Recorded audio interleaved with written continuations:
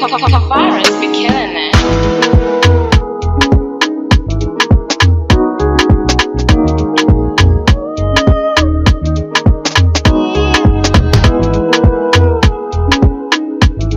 Purchase your tracks today.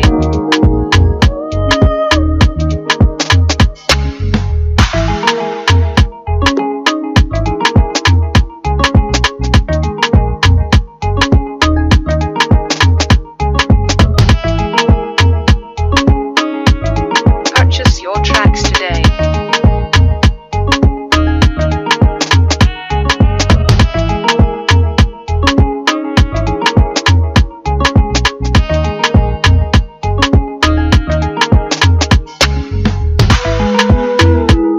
Purchase your tracks today.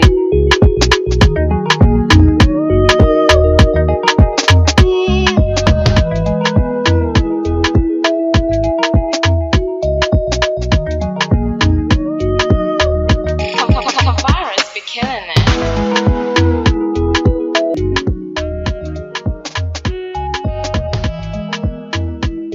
Purchase your tracks today.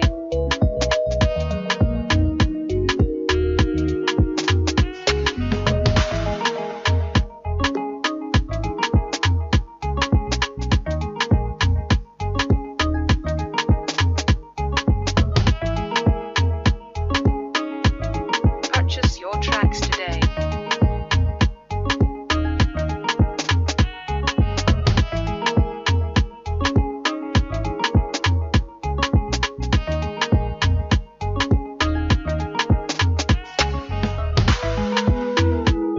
Purchase your tracks today.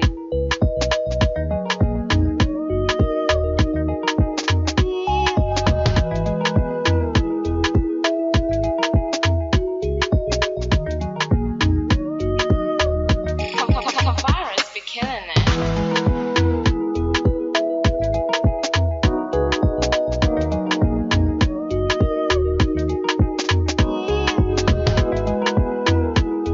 Purchase your tracks today.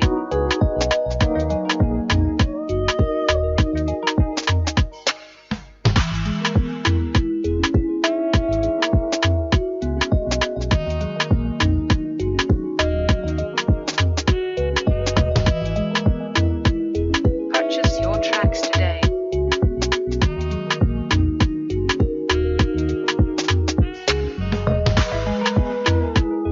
Purchase your tracks today.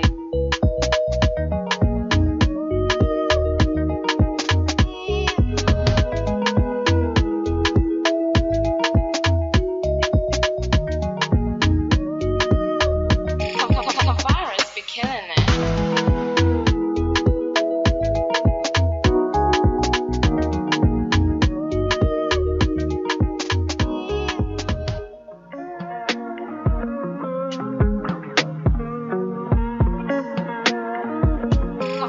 Virus be killing it.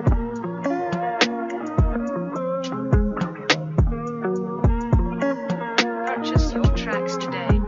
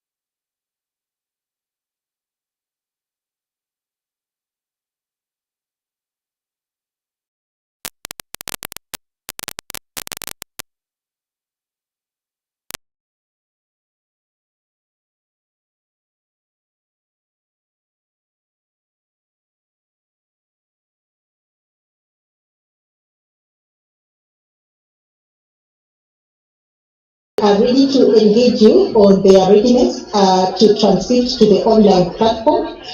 We have honorable judges, have honorable magistrates, honorable cadres, judiciary staff, and we also have external stakeholders on call.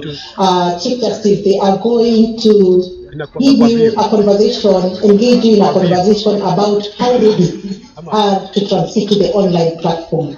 Honorable Chief Justice, for the last 1 month, we have been preparing to go online with all these particular court stations. We have been looking at the infrastructure, looking at people, the processes, this with the guidance of the ICMS committee led by the Stakeholder, and we have been capacitating both the external and internal stakeholders, and today they are ready to engage you, Chief Justice, just to show you how ready they are to transit to online platform. So before I start, I am going to ask our judges, our magistrates, our judiciary staff, and the external stakeholders on call to just wave to the Chief Justice so that the Chief Justice can see that you are following the proceedings. Please wave as we start our conversation. You see the judiciary staff in the ministries, we have judges in their chambers, but also the external stakeholders in their offices. So to start us off with this conversation, we are going to have the external stakeholders, and we are going to have our first engagement with Garissa Prison and see how the prisoners are. Mr. Dennis Maina from Garissa Prison to join on call and to have an engagement with the Honorable Chief Justice. Mr. Inspector Maina, please. Thank you very much, and greetings from Garissa Main Prison.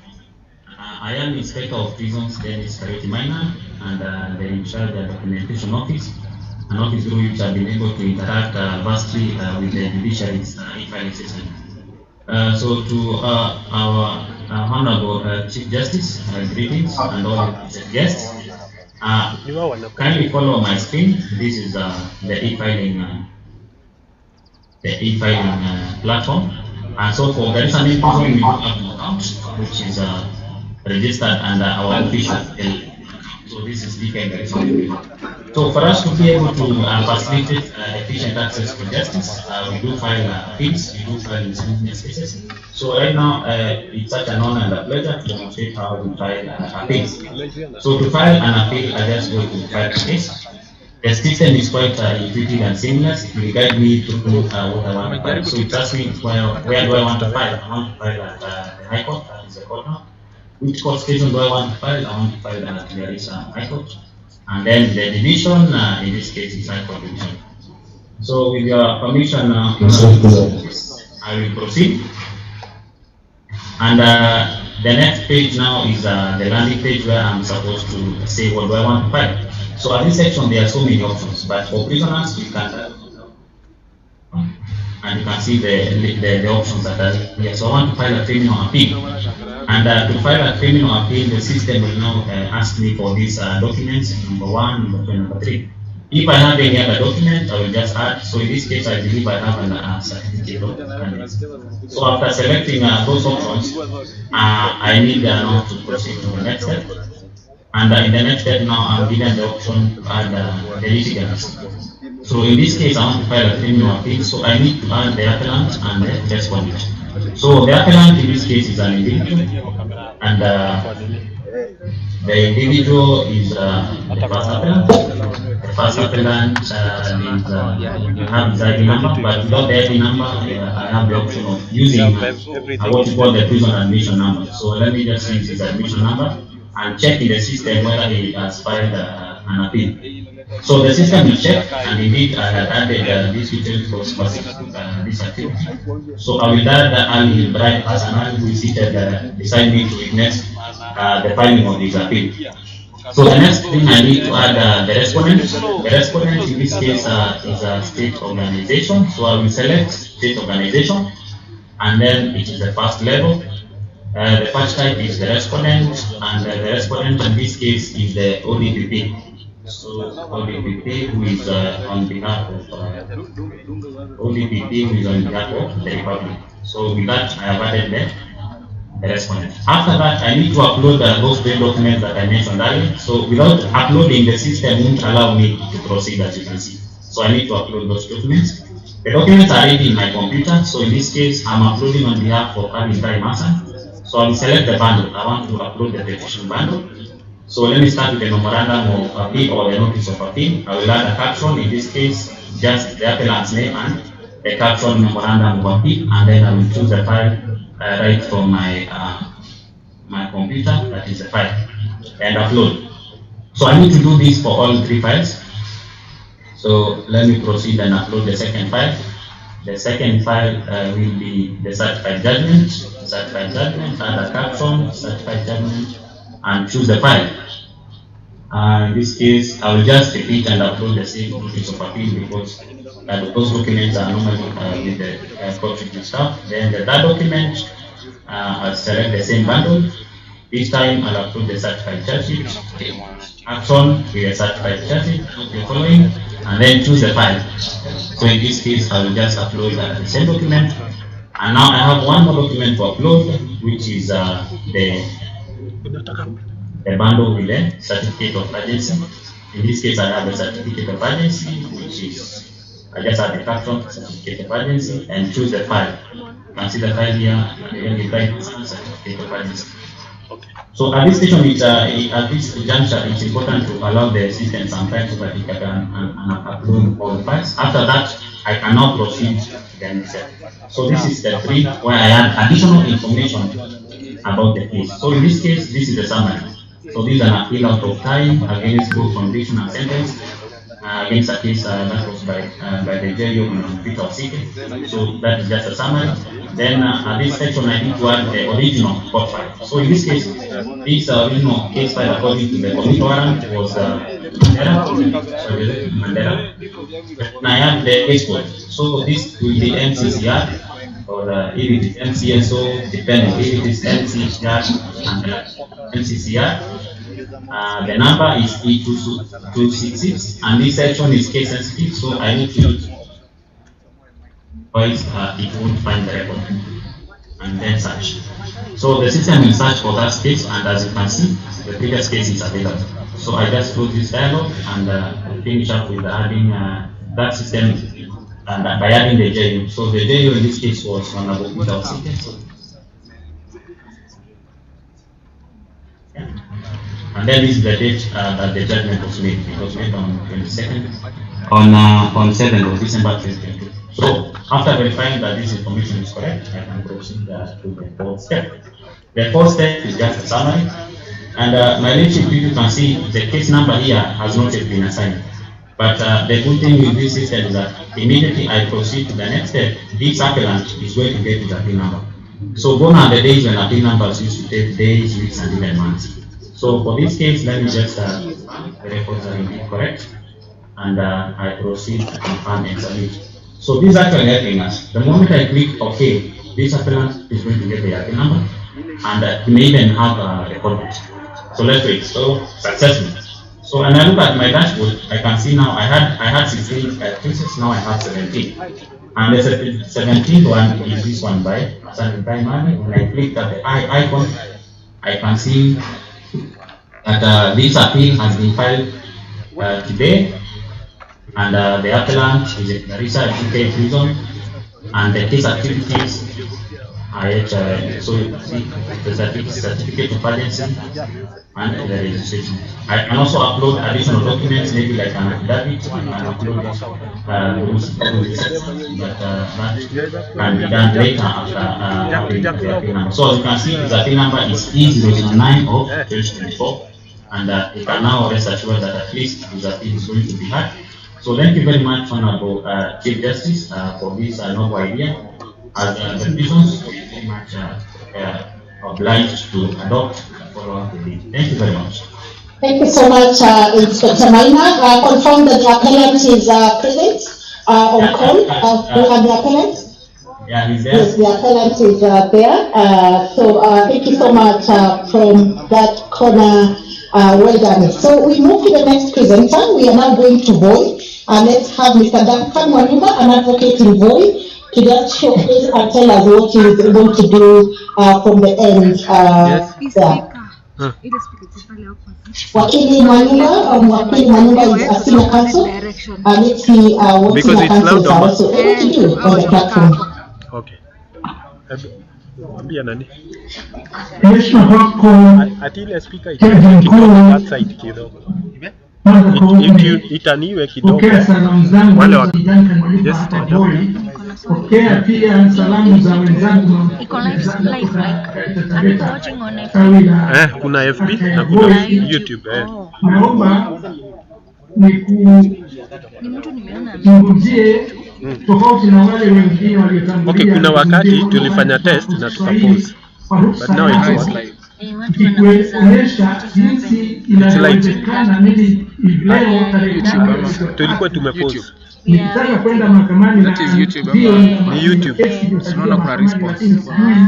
Niende wapi? Maana sijui, sijaona ile orodha ya kesi zilizopangwa kusikizwa ama kutajwa leo.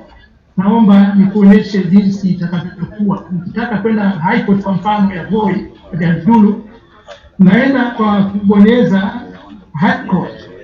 Pale inaandikwa court rank, yaani kitengo au ngazi ya court, na itaonyesha, itanipeleka kwa, nikichagua Voi, High Court ya Voi, na nikichagua High Court ya Voi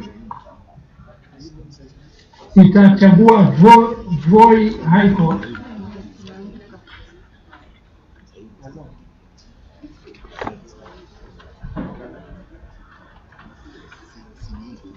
Nitatype Voi,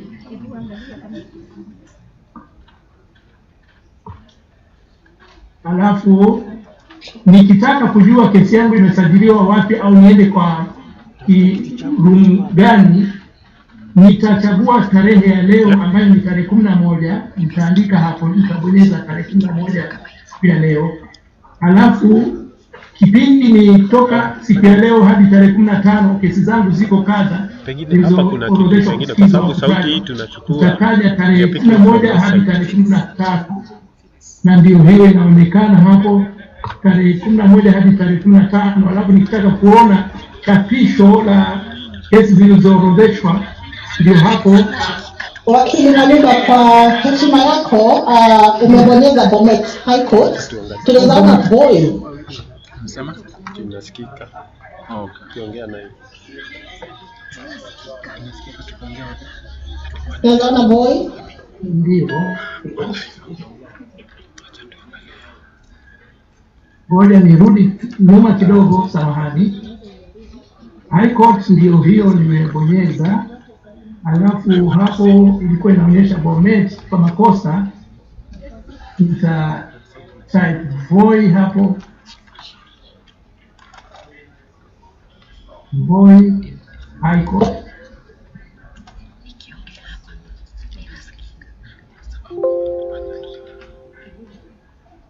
Voi High Court.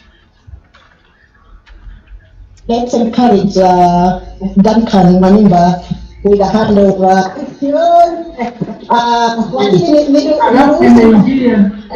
Asante. Imeingia sasa.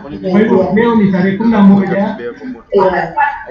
Na hapo mnaona nimebonyeza tarehe 11 na hadi tarehe 15, natafuta hiyo orodha ya kesi zilizosajiliwa hadi tarehe 15. Hiyo sasa, na ndio hapo naenda kubonyeza kifunguo cha kwenda kwa Causelist yenyewe.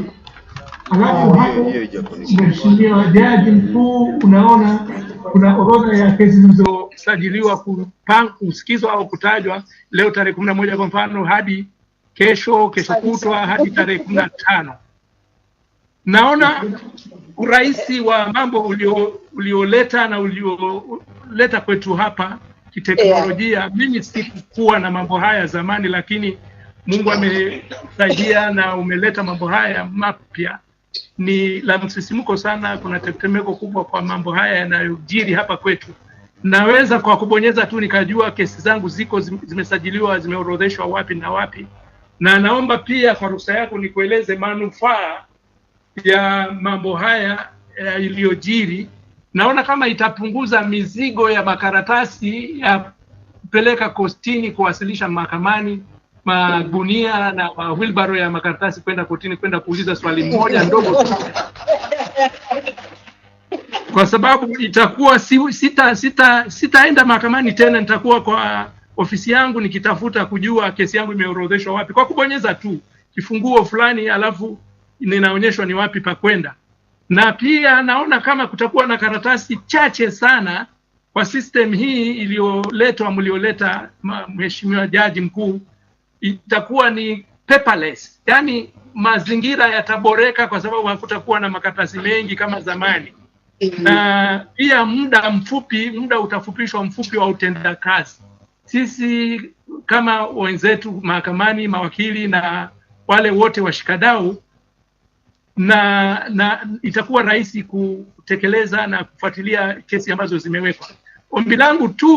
Ombi langu Mheshimiwa Jaji Mkuu, kwa sababu tumesambaza huduma hizi kila mahali, na wakati mwingi tunaona kwa stesheni nyingi kuna meza ambazo zimewekwa za kusaidia wananchi. Naomba kompyuta au mashini zinazofaa mwafaka ziwekwe kwa hizi meza, ziweze kuhudumia wananchi ambao watakuwa wanatafuta hizi huduma, wasaidike upesi. Hilo ni pendekezo langu. Naona pia manufaa ya mambo haya ambayo yamejiri leo. Zamani tumekufikia leo tumekuwa tunaenda kwa Kenya Law Reports, kile kitengo kinaitwa Kenya Law Reports, kutafuta Causelist. Zimekuwa zinachelewa na zimekuwa na changamoto nyingi. Lakini kupitia kwa ujio huu naona kama mambo itaboreka na itakuwa inaenda upesi, na ni kama vile Wakristo wanavyosema, mimi nimeokoka tayari, nimerudi Ngumbaru na nitaendelea kufanya mafunzo ya teknolojia.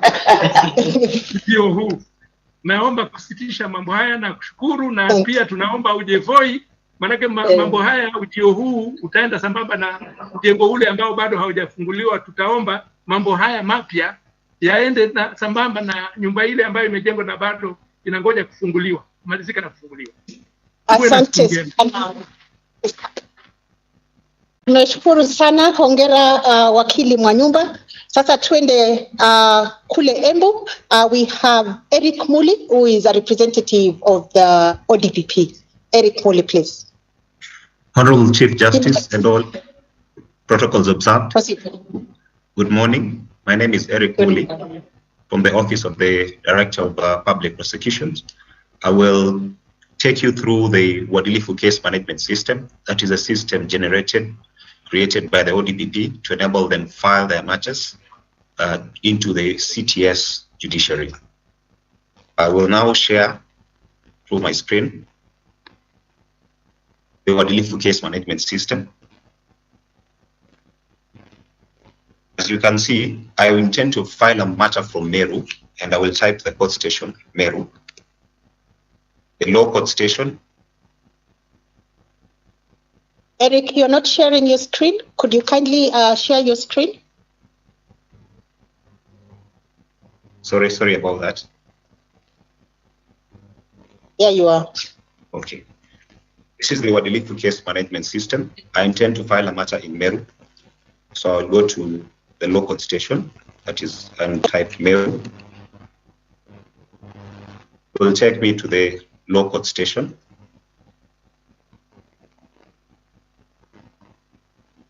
I seem to be having challenges with the internet. Then it will give me an option of which station I intend to file. I intend to file this matter in the lower court. The division is the magistrate court. And the case type, I have an offense of stealing. I'm sorry, my internet has a bit of a challenge. That's why I cannot be able to get the details.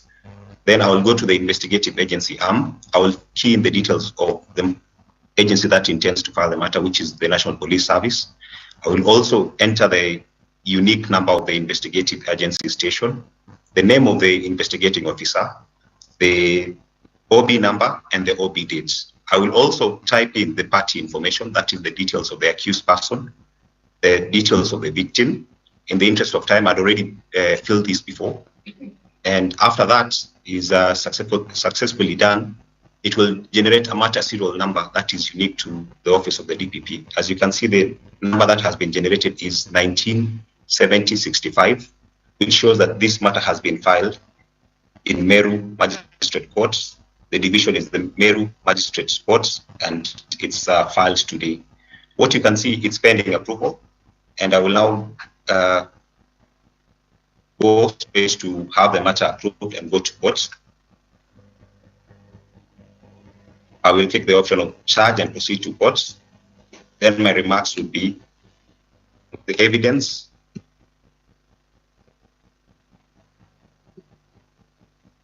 is sufficient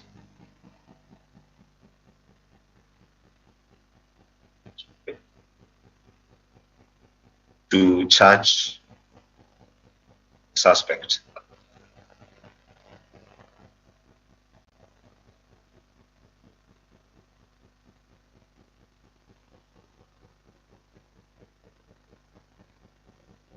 Then save the details.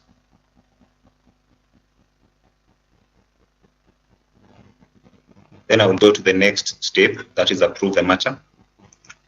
Approve to e-filing, then my remark will be approved.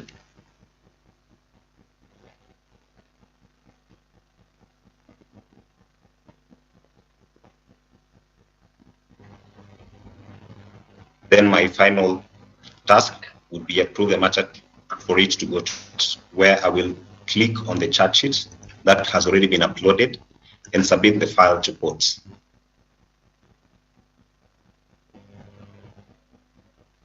Thereafter, we expect to have a court file number that has been generated thereafter. As you can see, the court file number is E359 of 2024, and the name of the accused person is Peter Kirimi. The matter has been filed at Meru Magistrate Court, Meru Magistrate Court Division today, so it's awaiting plea taking. And that is how we file our matters as ODPP to the Judiciary CTS. Thank you. Thank you so much, Mr. Alan Mogere. The ODPP do not have to travel to our courts for purposes of filing. They can file comfortably from the comfort of their offices. To wrap up that engagement with external stakeholders, we have Victor Andande, who is an advocate in Embu. This is now a young tack we had from the senior councils. Let's see what the young advocates can also do through the system. Victor, please.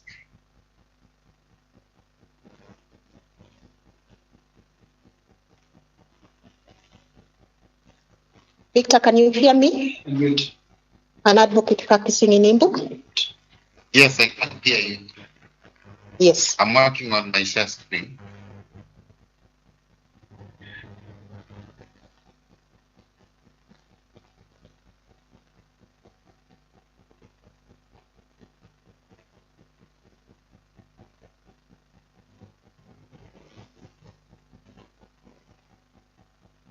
Are you enabled, Victor? The technical team, have you enabled Victor to present? Not yet. Yes, it's enabled. Okay, please proceed.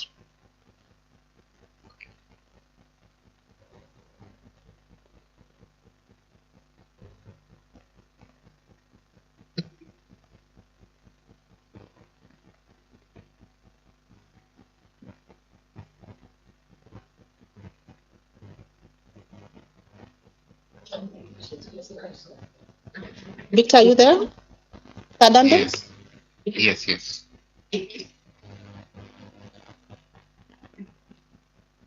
Thank you. Are we there now? Yes, Okay. we can see your screen. Please proceed. Yes.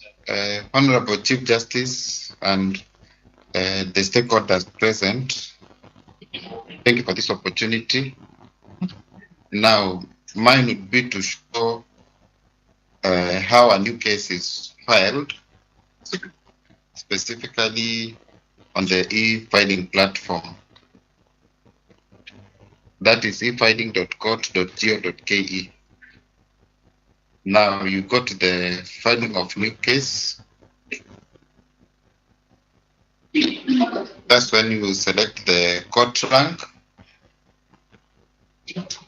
and for purpose of demonstration,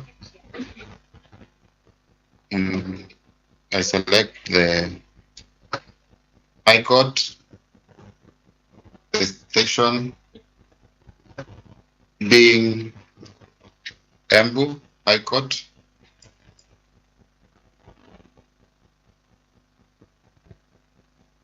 Then you select the division, High Court division.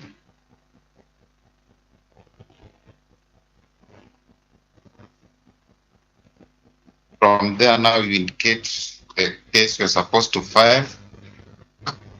In this one, we talk about a civil appeal.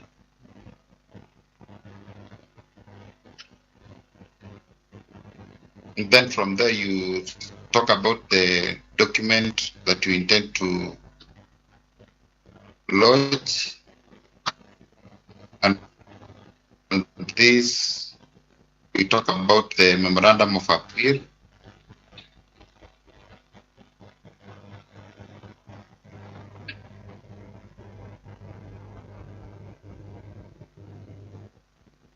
Then value.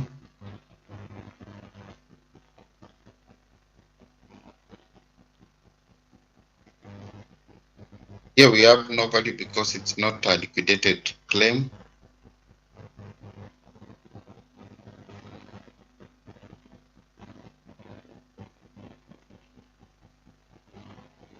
Okay, then we can enter the value of the suit property,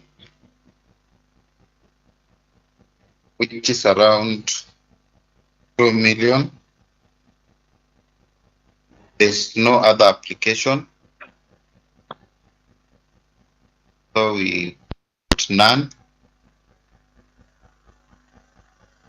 From there, we go to the next page.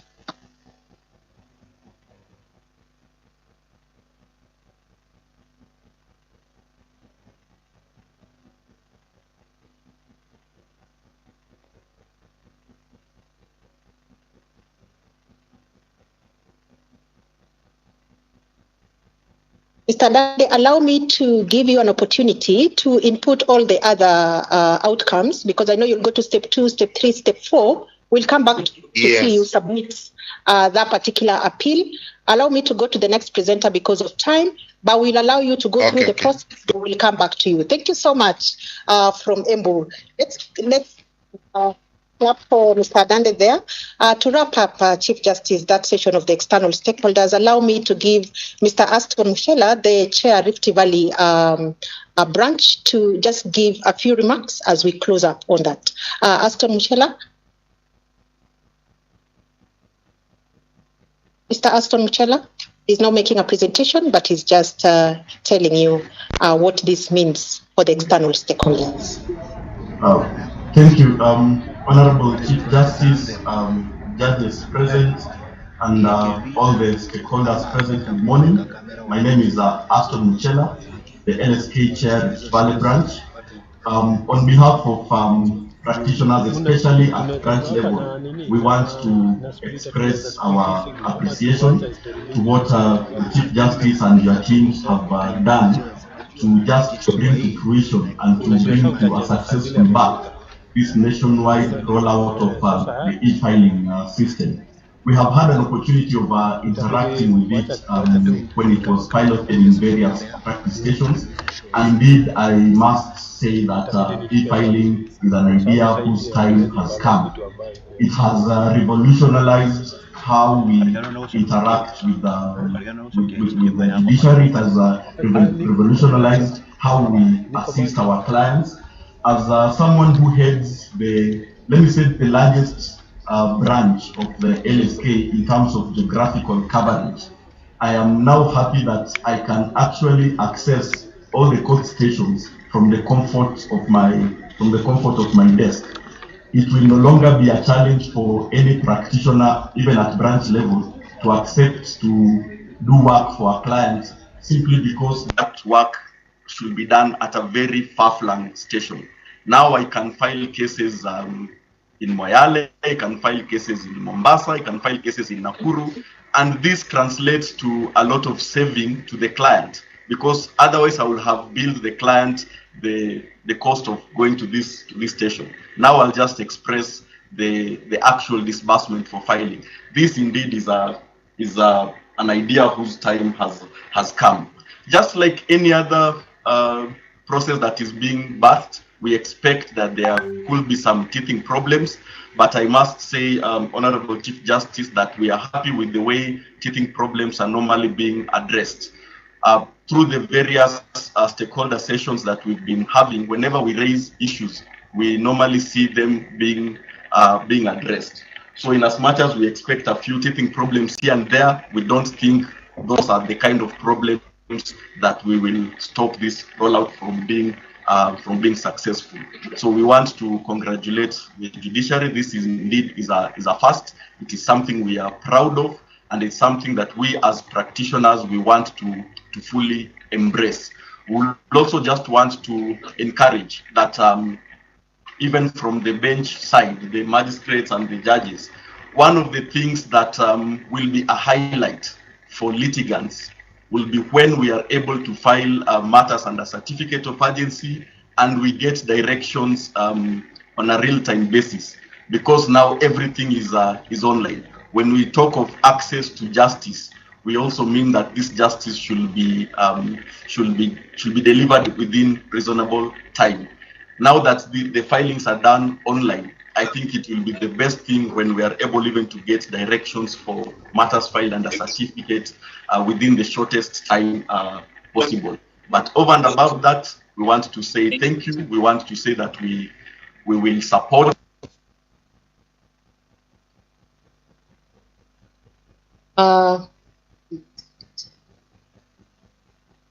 What's that? He's muted. Yeah. But I think Mr. Mushela is done.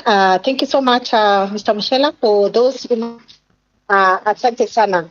So that wraps up that session with the external stakeholders when they are coming to the judiciary and how they are able to interface with our system.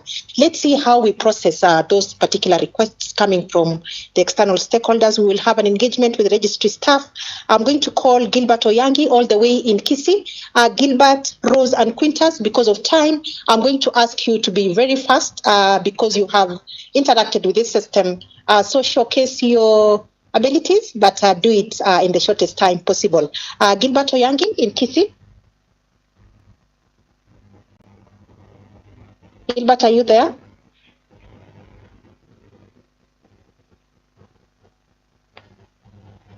Let's go to Rose Wanjira in Odaya, Law Courts. Rose.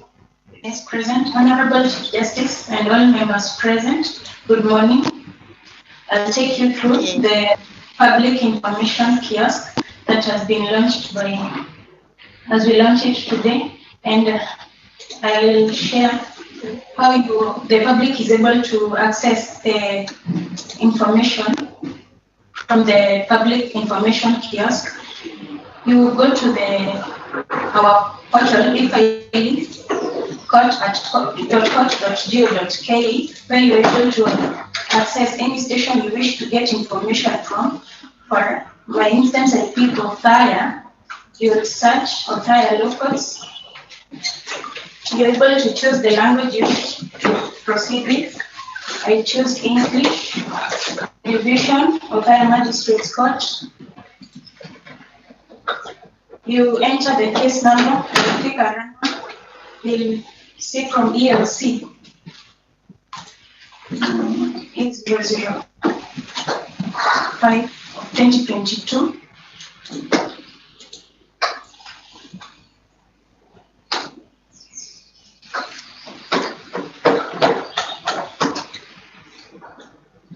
Through this portal, you're able to access any court within our republic.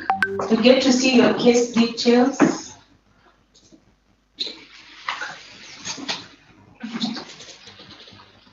Have some delay in internet. But from this, you're able to see the case details, the parties, a summary of the prayers. Yes, you're able to see the parties, the person who filed the case number itself, the date of registration, the brief summary of the prayers. You get to see the parties, the court activities. For instance, it was last in court and a certificate on the 5th of March. It's coming up again on 17th of April. The invoices and the receipts issued. You can access through this platform. You're able to access any court within the Republic of Kenya.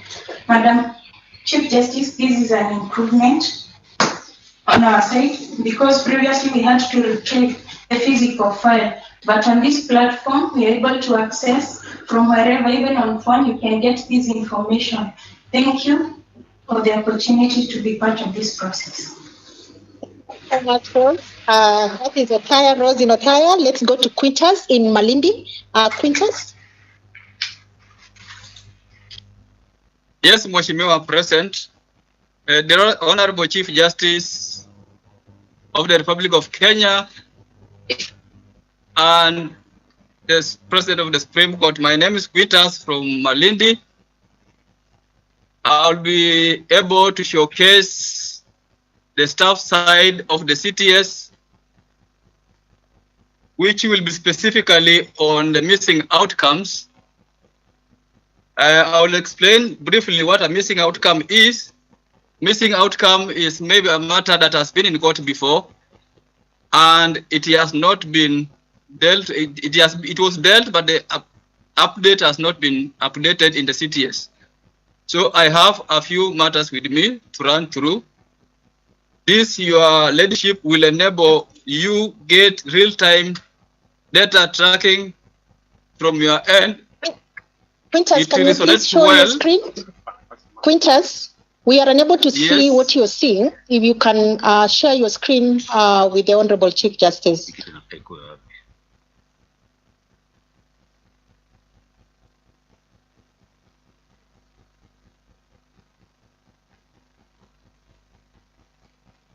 There you are. Yes, this resonates well with one of the items your leadership you are going to launch today, that is data tracking dashboard. It will enable you get real-time results. I have a few matters here and missing outcomes, and I'm going to update a few because I have real files with me. On missing outcomes, you need to retrieve the files physically, and most of them that we can see as I run through my screen mostly are for today, but I can get a few that had been dealt with before. I have this one, E061. I'll click on this particular one. I have the file with me. I check it was for taxation on 27th of February. And another date was given, which is a mentioned date. I select that mentioned date. It has the representation. On the remarks, I can, because of time, I will skip that. And it has a next date.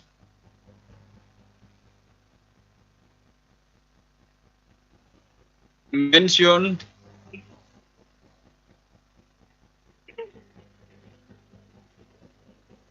On 9th of April, before Honorable Nancy Macau. Once I have updated that, it means it will disappear from my missing outcomes widget. I'll run through another one, just one more. Because of time, we will not be able to go through many, but at least the Chief Justice has appreciated how the missing outcome will impact on the dashboard, the case tracking dashboard. So well done for that, and ensure that all the missing outcomes have been updated by close of business today. Thank you so much, Quintus. We now go to Peter Karaoke. Thank you, Quintus. Peter Karaoke.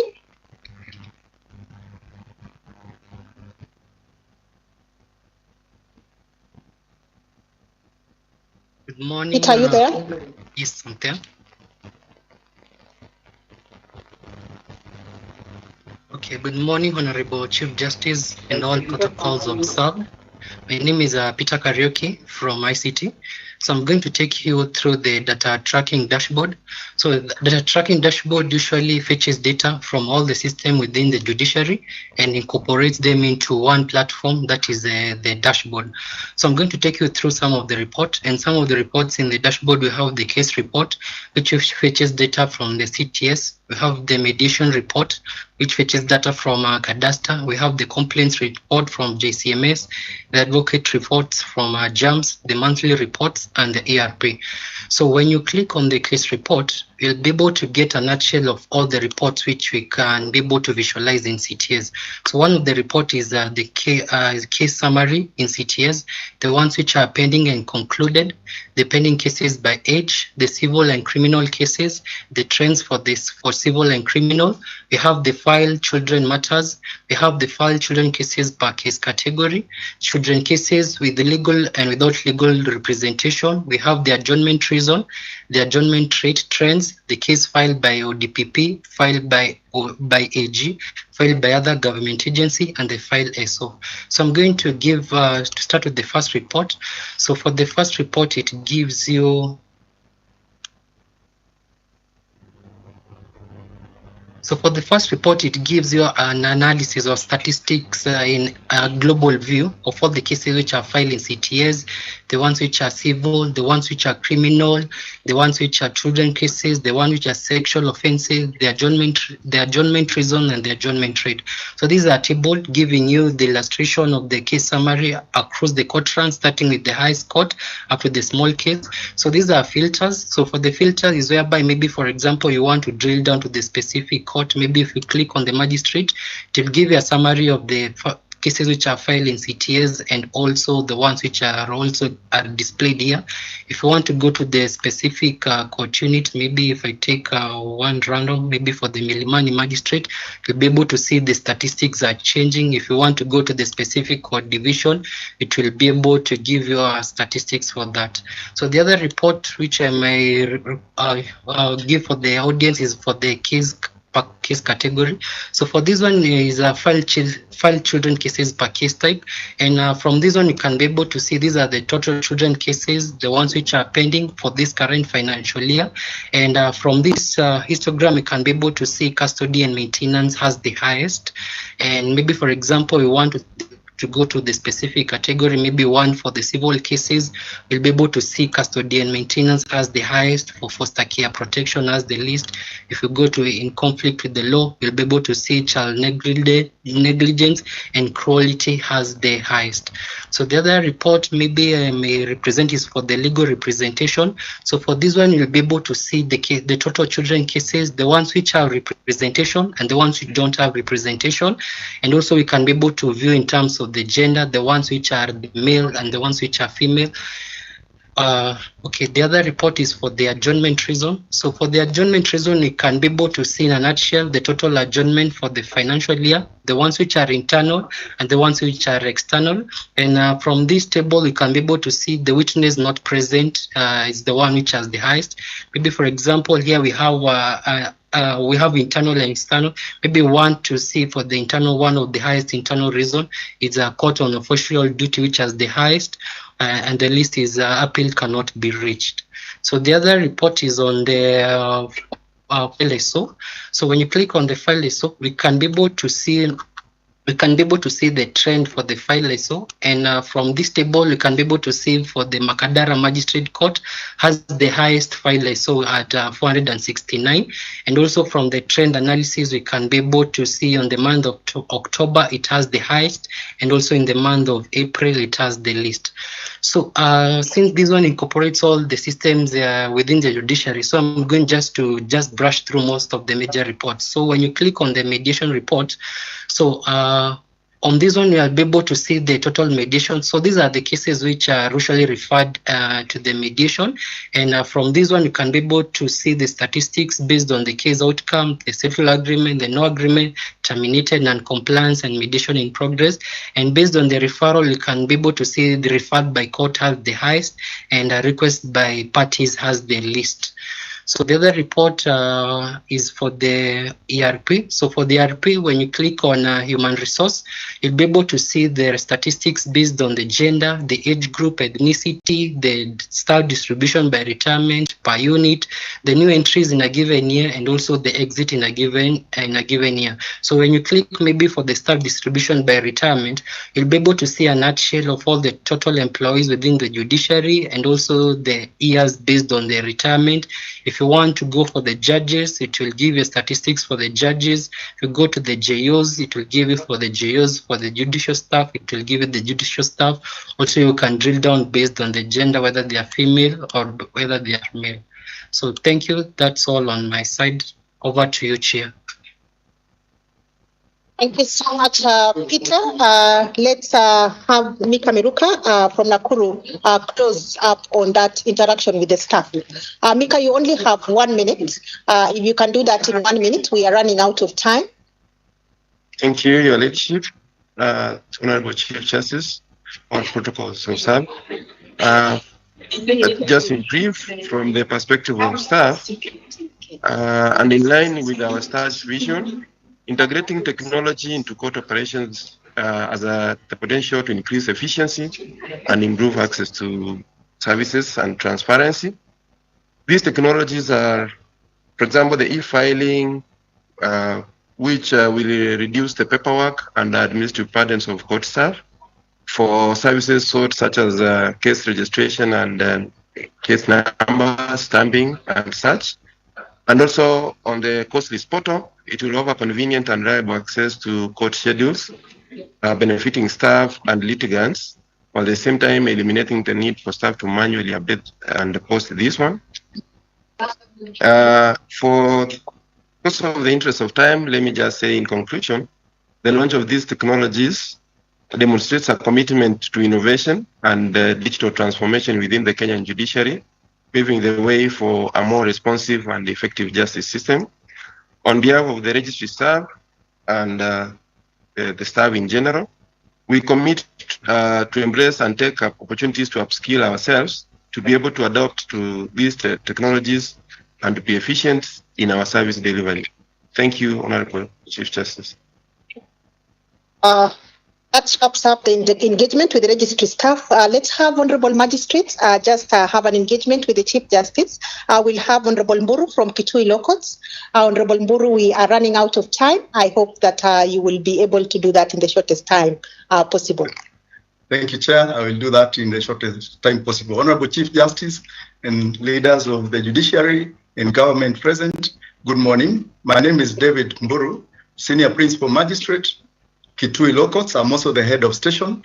I'm here to show you how to deal with a case filed under certificate of urgency.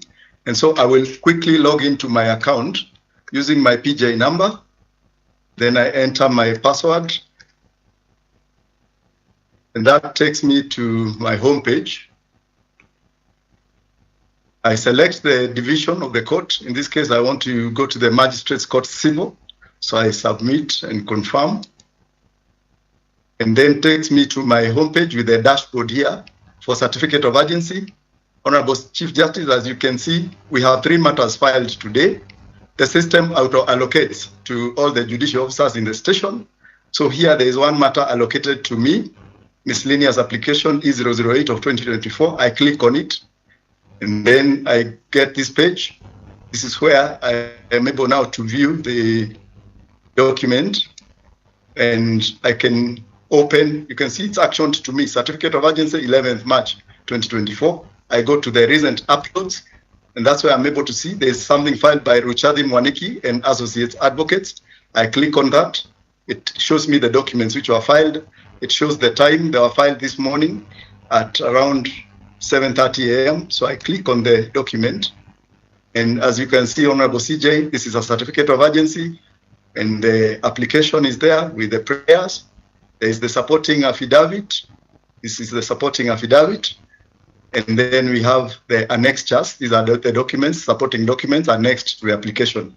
So once I have seen and perused the application, which I had done, actually I had done it before in preparation, you go back to activities.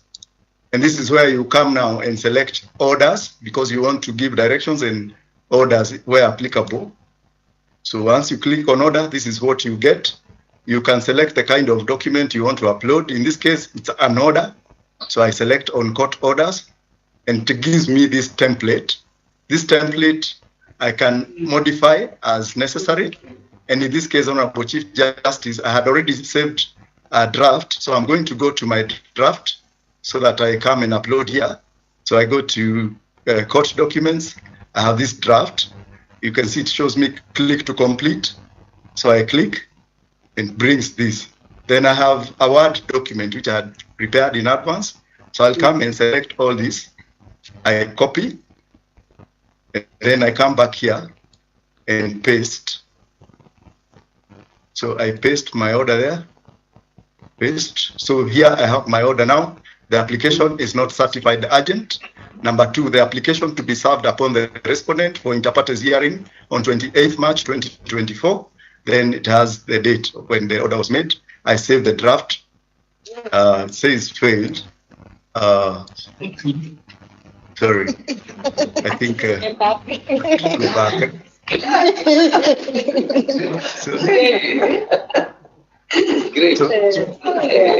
Very well.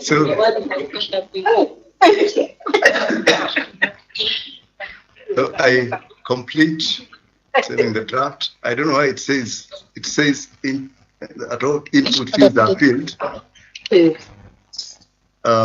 Just 1 minute.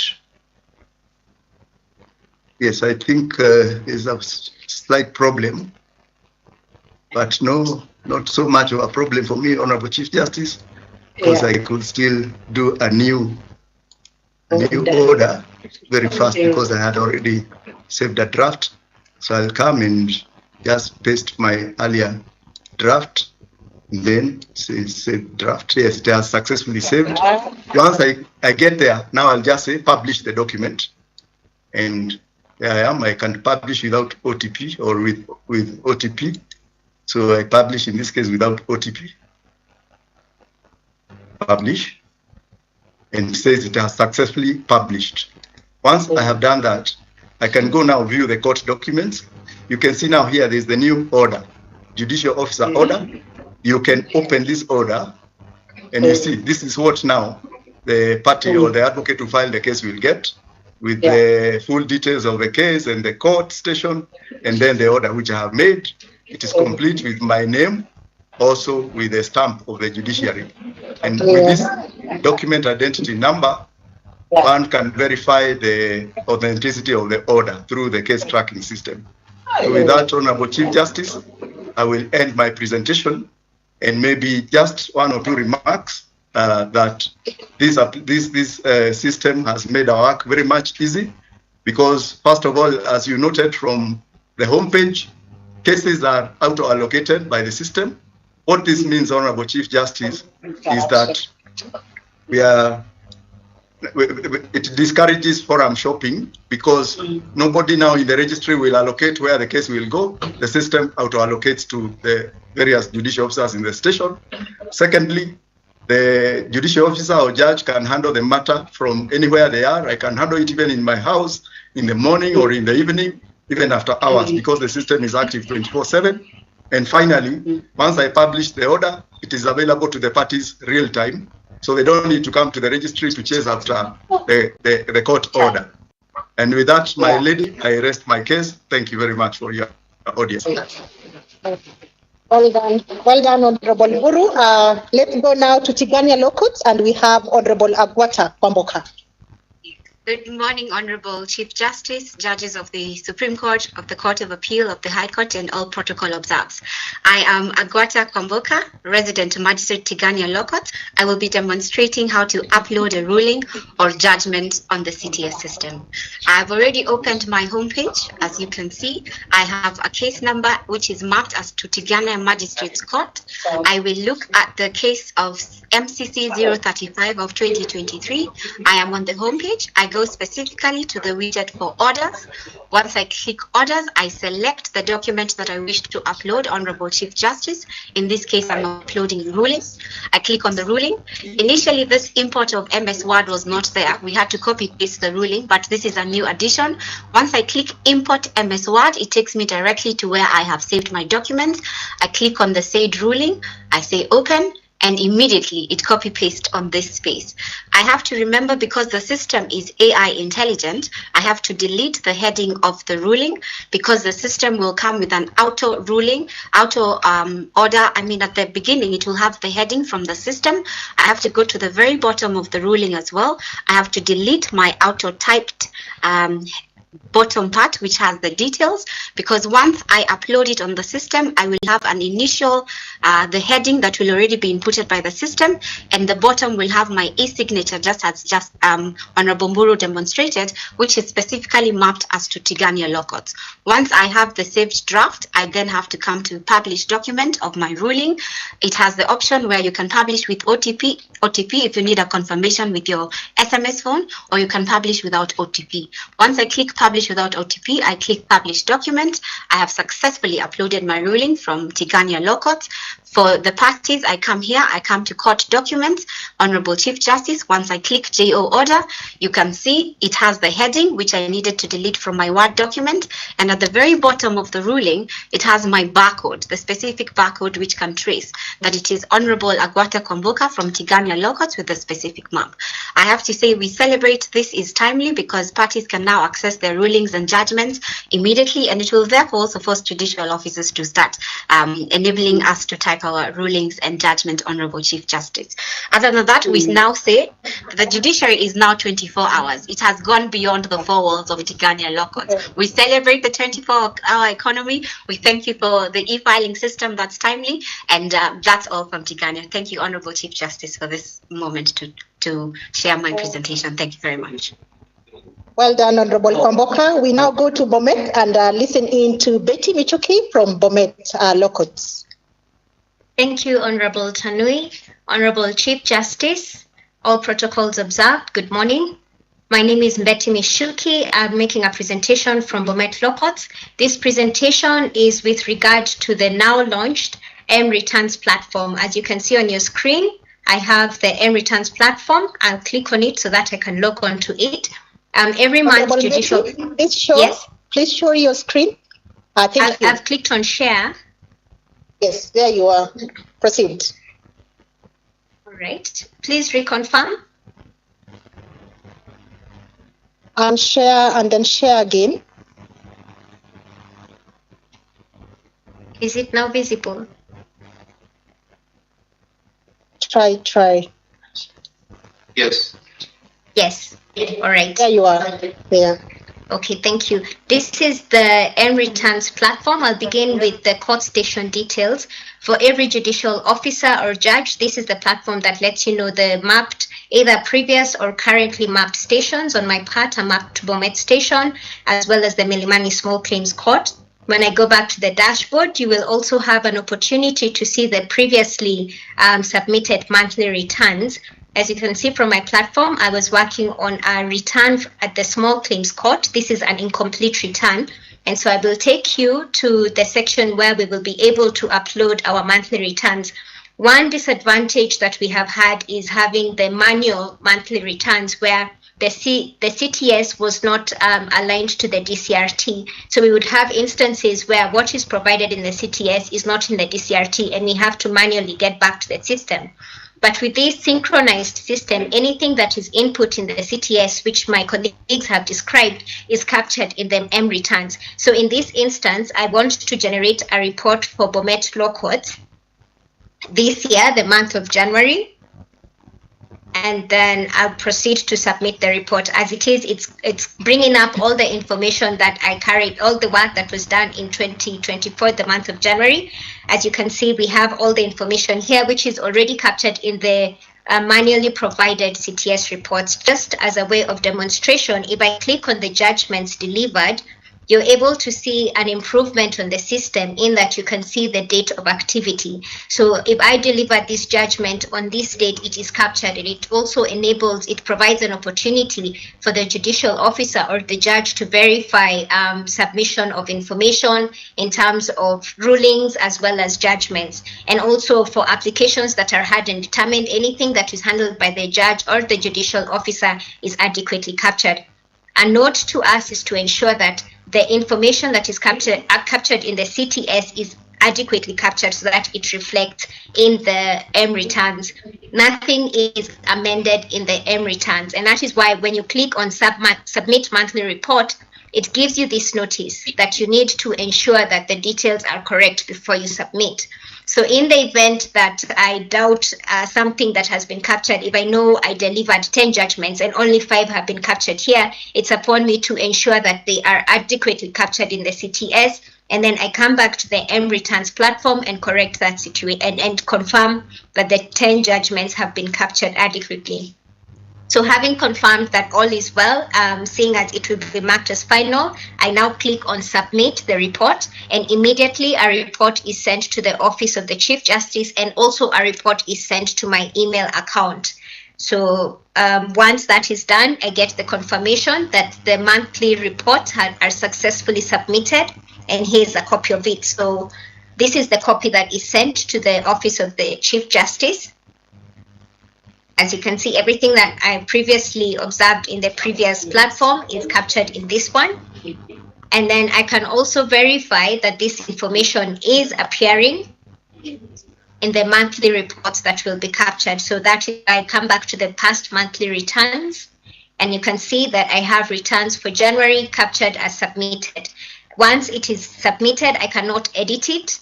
As you can see, this platform does not allow me to do that, and I'll only be able to download it. With regards to those that have not been submitted, I'm able to either amend what is already there in terms of ensuring that it captures the latest details, or I can delete the draft copy. So the benefit of having this system is, in a digitalized system, you're able to ensure that the synchronization of what is captured in the case tracking system and what you have as the judicial officer or as the judge. Of a point to note to us is to ensure that we work closely with the court assistants to ensure that every information is adequately captured so that we can have right information that is going out to the office of the CJ. And also for those who've worked in previous stations, you'll have all the information, all your previously done reports at the click of a button. Thank you very much for this platform, which is moving our practice of law and access to justice to the next level. Thank you very much. Back to you, Honorable Tanui.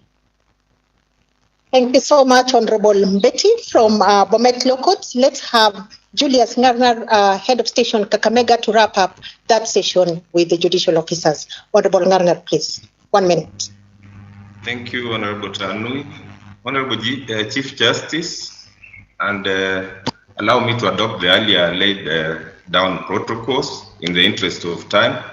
As clearly stated by my colleagues, that is Honorable Mburu, Honorable Kwamboka, and Michuki, the e-platform or e-filing, data tracking dashboard, and Causelist Portal has actually come in handy. It is a game changer, especially for us as judicial officers, and particularly also as heads of stations. We are now able to do this work remotely out of normal time, and it has gone a long way to actually improve efficiency. Indeed, this is what is trying to achieve the strategic objective in stage, and we are very elated as judicial officers. I think we are now ready, and even as our court, I'm sitting here in Kakamega, we are well trained. We wish to appreciate the Directorate and the Registrar for the good work they have done. We started last week, and we are keeping on well. We are able to interact with the ODPP in terms of the post list. We are also able to interact with the litigants when they are filing their matters. And this will go a long way to actually eliminate the issue of missing files, the misfiling, issues of we are able to publish, download, and upload our documents. It has also sorted out the issue of allocation, which was one of the duties of most heads of station. We are happy that we are able now to do away with that and actually avoid the issue of forum shopping. So this exercise, Chief Justice, is a win-win situation for us as the internal stakeholders and also the external stakeholders. It is going to cut costs. It will lead to speedy disposal of cases, address the issue of backlog, and actually ultimately lead to enhance public confidence. So we embrace the system. We are raring to go. We are ready, and we hope to continue this way. Thank you very much, and we wish ourselves the best. Thank you so much, Honorable Nyarma. Let's have Honorable Makau from Malindi on behalf of the Deputy Registrars. 1 minute remark, Honorable Makau, on behalf of the Deputy Registrars across the 34 counties. Thank you, my lady, Chief Justice, guest present, all protocols observed. My name is Nancy Makau, Deputy Registrar, Malindi.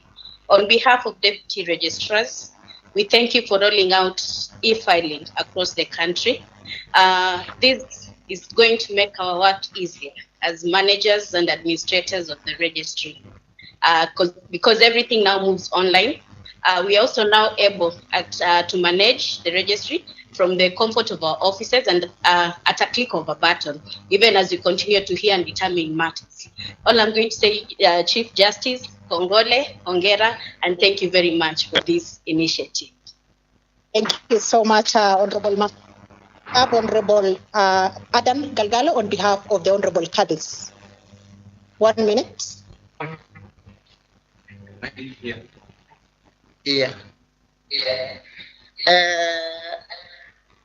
Thank you, Honorable Chair, for giving us this chance.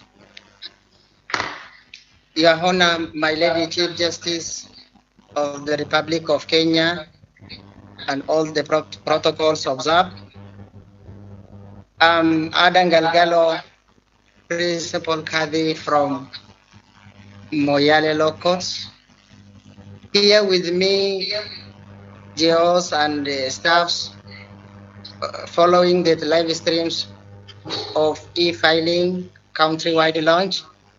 Your Honor, Lady Chief Justice, we got the training of e-filing.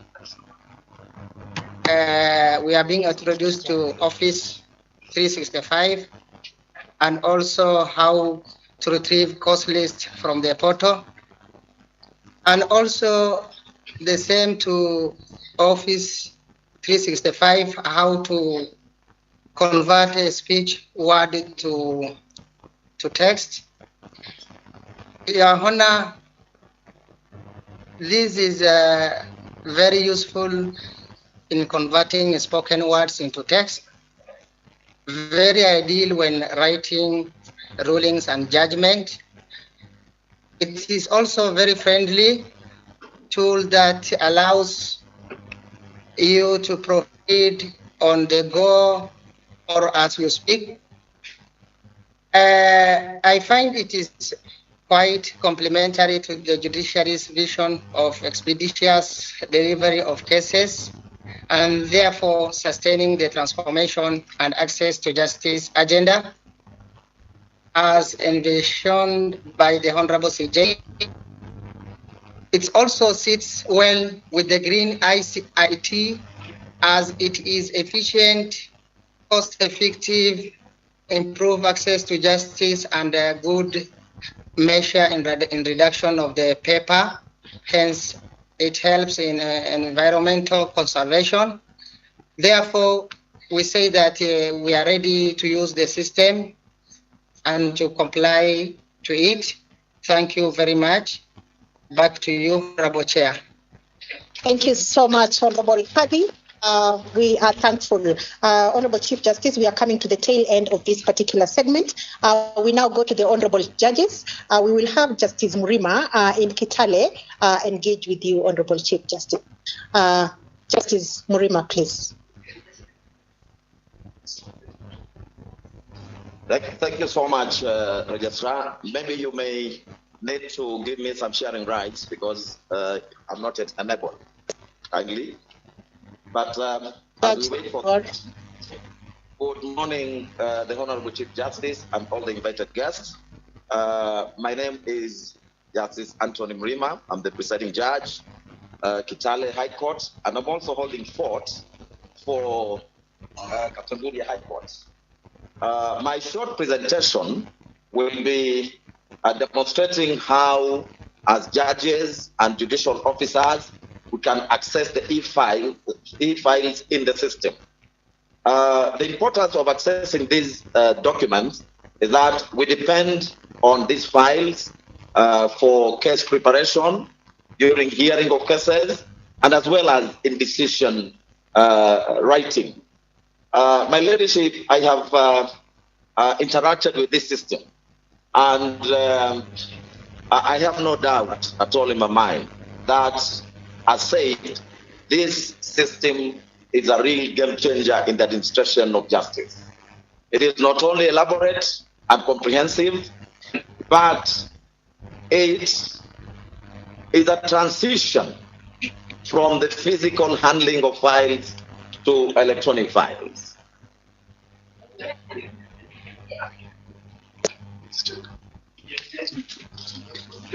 Okay, I will now briefly make the presentation, and I'm now on my homepage. Madam Registrar, I don't know whether you can see the homepage. Yes, Judge, we are able to see and we can hear you clearly and loudly, and also see Kitale Law Courts and the staff behind you. Thank you very much. So I start at the search cases. When I click on this, on search cases, this is what happens. And the system gives you 5 options in which you can search a case. By case number, by citation, by receipt number, by tracking number, and by the firm representing a litigant. In this case, I have chosen by case number. Now, I have decided to use the Kitale Magistrate Court files to demonstrate that the system, although I'm in the High Court, is able to give me rights to access all the magistrate courts where I hear appeals from. So, like in this case, number E001 of 2022, when I click on the proceed, this is what comes up. The case number pops, MCEP, stroke E001, stroke 2022. And when I click on this number, this is what comes up. So many activities are displayed at the top through this system, and in this file, I can have a case summary, I can have the parties, I can have activities, I can have court documents, all court documents. I can even access court proceedings if they are typed and uploaded.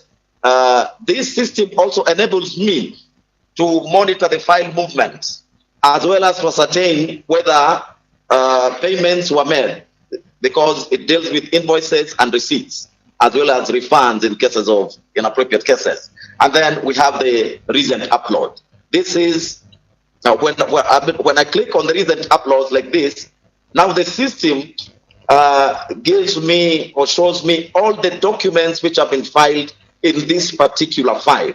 And the document which are the bottom, this one like this one filed by JSC Law LLP, was the first document to be filed in this file. And the one at the very top is the most recent file to have been, most recent document to have been filed. So at the look of the recent documents, I'm able to get key information about this file. It takes care of issues of a party alleging that it filed a document on a certain day, but actually maybe that it didn't happen. The system just tells me that this document was filed on this day. The system was also able to tell me whether payment for that document was made. Like if you see the green, the green icon, this shows that the document filed on on this day, which is 1 year, 4 months ago, by Macharia Burugu and Company Advocates, was duly paid for. So I can now proceed to get into the documents. And this page now shows me all the documents which are filed by this party. And if I click on this, the document opens. Just a second to open. Yes, the document has opened. Now I'm able to read. I'm able to go through the system. I've been this document, and I can do likewise for all the documents which are filed in this electronic file. So the system has a lot of advantages, and one of the things which I've noted that it is indeed a game changer is that the problem, my leadership, of lost or missing files in our registry is now a thing of the past. We will no longer be burdened with issues of unavailability of court files, because it's just an issue of getting into the system to get all files as long as they are uploaded. My leadership, you will also remember that judges and JOs are usually burdened with the issue of carrying files wherever they go home, or they travel to seminars and meetings for purposes of catching up with their judgments and ruling. This system takes away that burden. I no longer do not need to carry a file to Naivasha for a training. What I need is my laptop and my charger, and I'll be able to do whatever I'm supposed to do. So we are indeed very grateful to you, my leadership, and the entire team in coming up with this. And we know from the way we have interacted with it, many good things can come out of this. We really appreciate, and we thank you so much, my leadership. Thank you. Thank you so much, Justice Murima in Kitale. We now go to Kakamega and interact with Justice Jemima Kelly, who is representing the ELC court. Judge, please.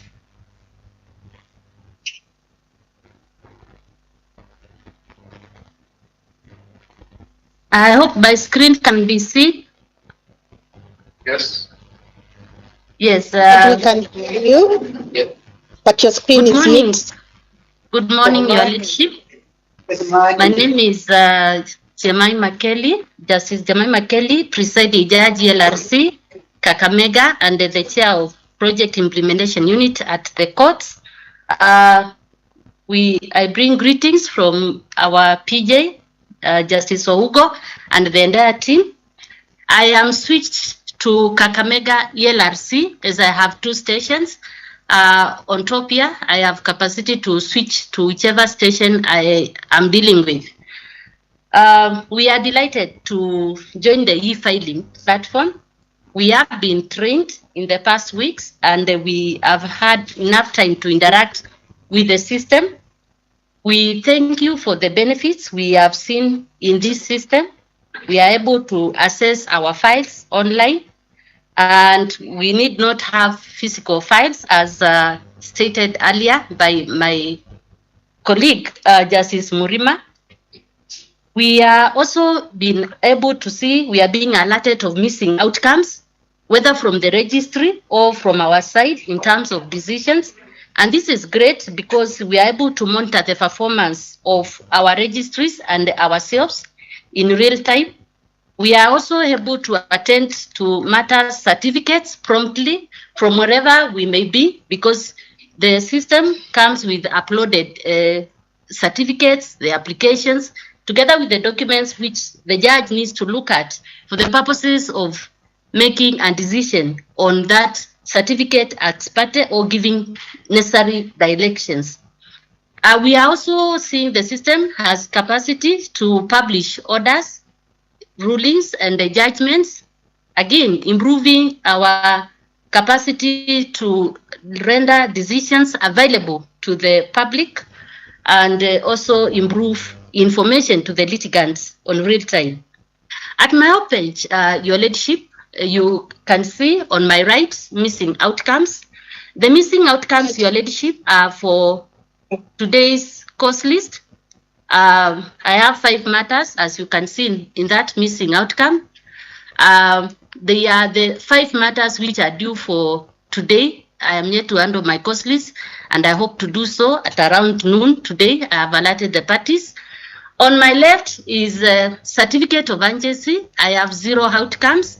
At the home page, if there is a certificate, I click on it. I am taken to see the details of the certificate. I go to the recent uploads and I check the details on those certificates and proceed to activities and publish as earlier demonstrated by my colleague. Your Lordship, in terms of publishing, if I may just demonstrate with one of the cases, decisions I have rendered in the past. Judge, allow me to distract you. Judge, you're not seeing your screen. Judge, would you enable your screen so that we see what you're seeing?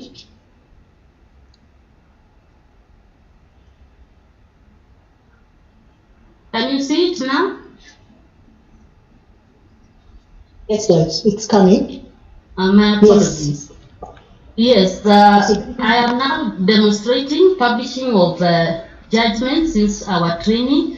We had not been publishing before because we were not on e-filing. So I picked one of the decisions I have published in Kenya law, and I just want to demonstrate our processes of publishing. I'll click on the orders.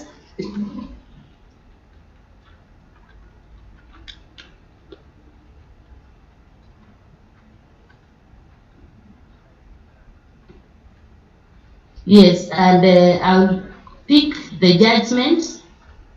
It's a judgment. I will import the decision from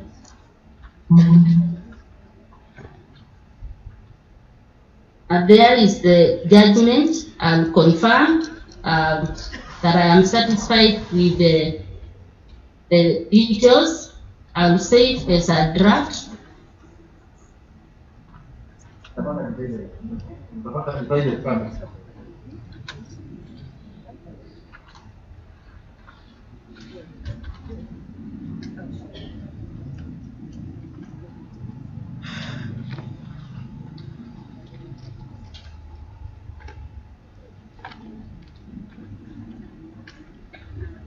Yes, and then I'll go again down to publish the document.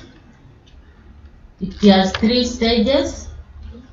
I will publish without OTP, as I've been informed by the system. It is secure to do that, and I'll publish. As you can see, it says the judgment is successfully published. If I go to the court documents, you can see it's there. Yes, the judgment is there. It has my e-signature to verify that it is secure. Your Lordship, just to demonstrate, since we were trained, we have been in the process. We started e-filing all fresh new cases, and this is a case number E001 of 2024.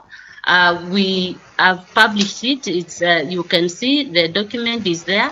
I'm able to access. It is an appeal, and the date of publishing is indicated on the left side.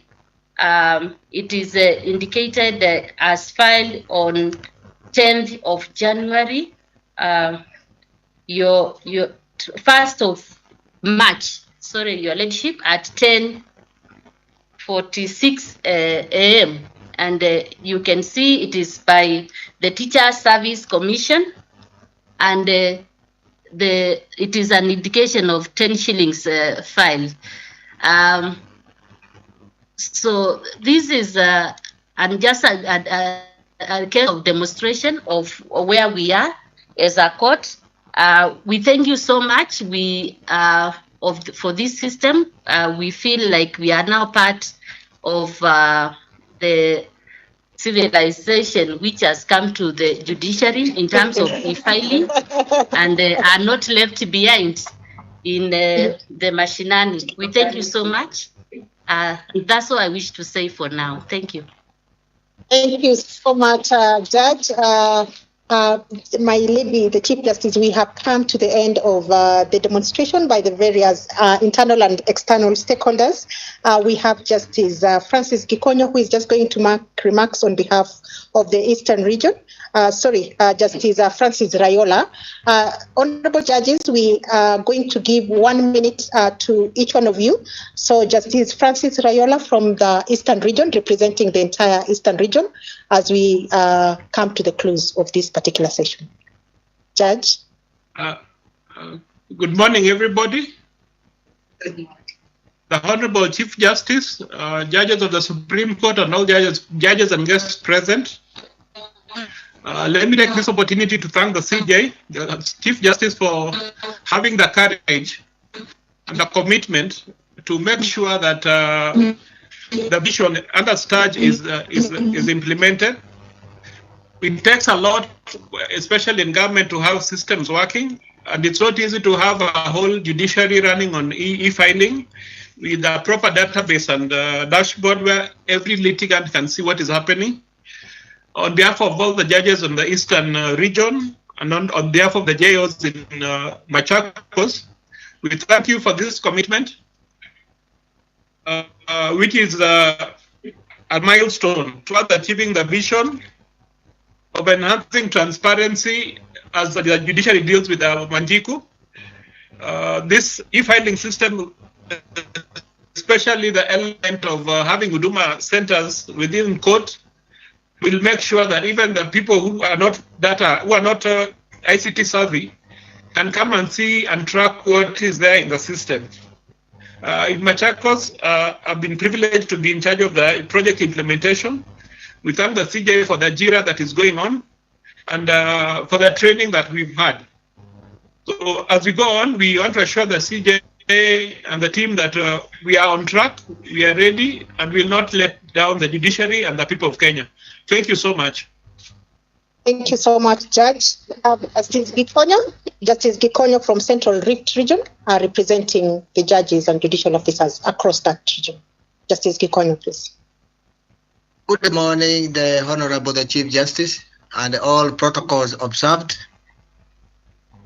The technical aspects and operation of e-filing system have been presented upon ably by the speakers before me.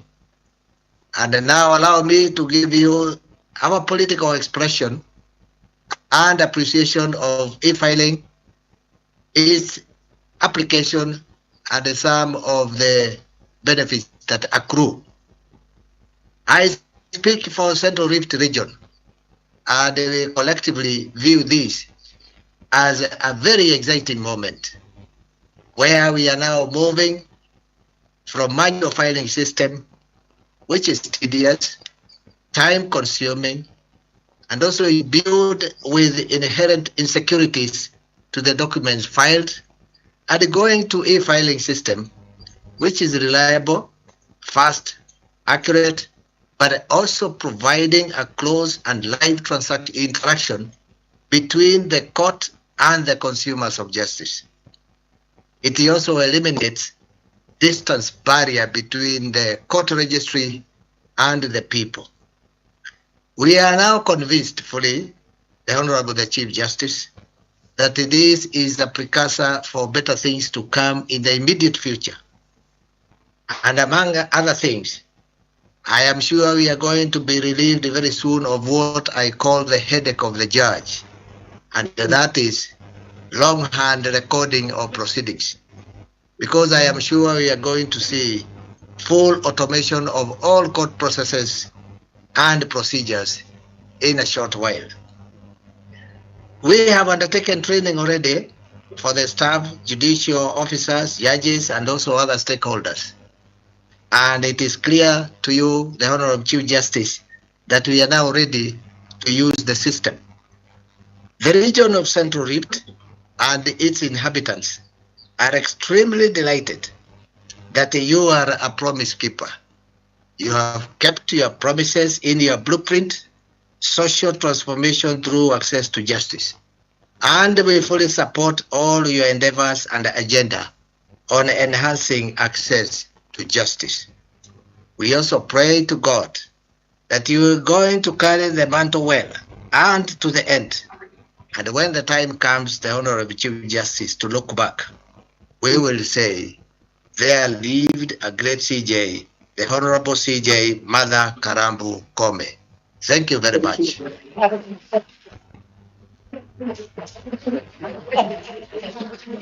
Ogo, representing the Western region.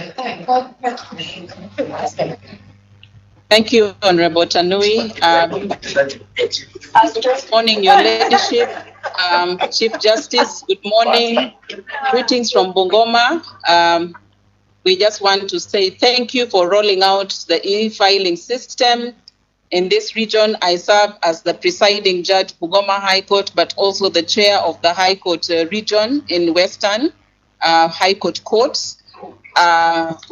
Our court had the e-filing system launched in October last year. We have embraced it together with our stakeholders. What I can say is that we love it. It has embraced, it has simplified our work. Access to justice not only has been enhanced, not only has it been enhanced, but made simplified and efficient. Your Ladyship, we have embraced the e-filing fully in this region. We are working together with our stakeholders to ensure that access to justice is reached by everyone. The advocates have encouraged us, and we have encouraged them to have good gadgets so that the system can flow very well. I am a Luo, so I always tease them that Luos have perfect things, so they better get gadgets. So that's what I always tell them. But with the VPN, one thing that I have used as a presiding judge is also to check on the lower court, their workload and the pending certificates, and take it up with the various judicial officers.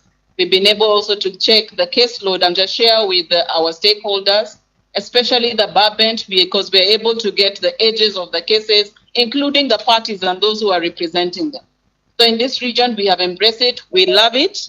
And it makes my work, and I know my colleagues' work better. I no longer have to pray for joy to come to work, because through the e-filing system, I find it a joy to now serve as a judicial officer. I do not have to grumble anymore, and we do share our challenges. Some of the challenges that we have are just stable power.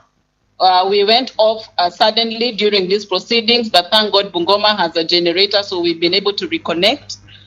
We have internet instability. Those are some of the challenges that we have. We still lack laptops. We do not have sufficient laptops and desktops, and also screens for our courts and personnel on ICT. So those are just some of the challenges that we have. Thank you once again for rolling this out, and I can just conclude that he who made you roll out this system will bring it to completion through you, and that is our Lord Jesus. Thank you. Thank you.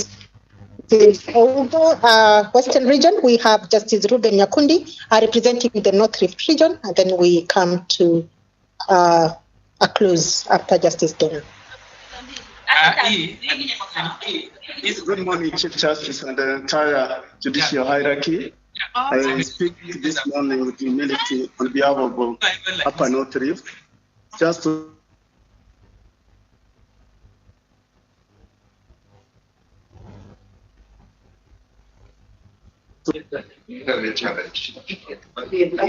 Yes, we'll come back to Eldred. Let's go to Justice Dana in Kwale. Thank you, Honorable Tanui. In Kwale, we are excited. We are seated in court number 2. Judicial officers, members of staff, and a number of stakeholders who have joined us. Indeed, ours is to confirm that the e-filing system has landed. And indeed, we are not marginalized. We piloted it on 6th of March. And all the staff are trained. we were able to train on the 5th of March 30 CUC members, and there was a lot of excitement, interest, and interaction. And we will continue with the training, and it will be a standard agenda in our court users committees, as well as the programs that we will, the outreach programs that we will roll out in the future. So training will be continuous for members of the CUC and our stakeholders who are also key partakers of the system. So far, so good. The system is stable. I would just like to indicate that we will need more focus on the Kadhi sports. Kwale is predominantly Muslim, and we generate a lot of cases on a daily basis, which are supposed to be heard very fast. And in that regard, therefore, our request is that we will be prioritized in terms of the Huduma desks, so that we are able to have our Muslim brothers and sisters assisted real time when they want to access the system and our courts. We are still carrying out digitization, but from the time we launched on piloted on 6th of March 2024, I have seen 13 criminal pleas that have been filed using the system. In the ELC, we registered 4 cases. I did 2 certificates.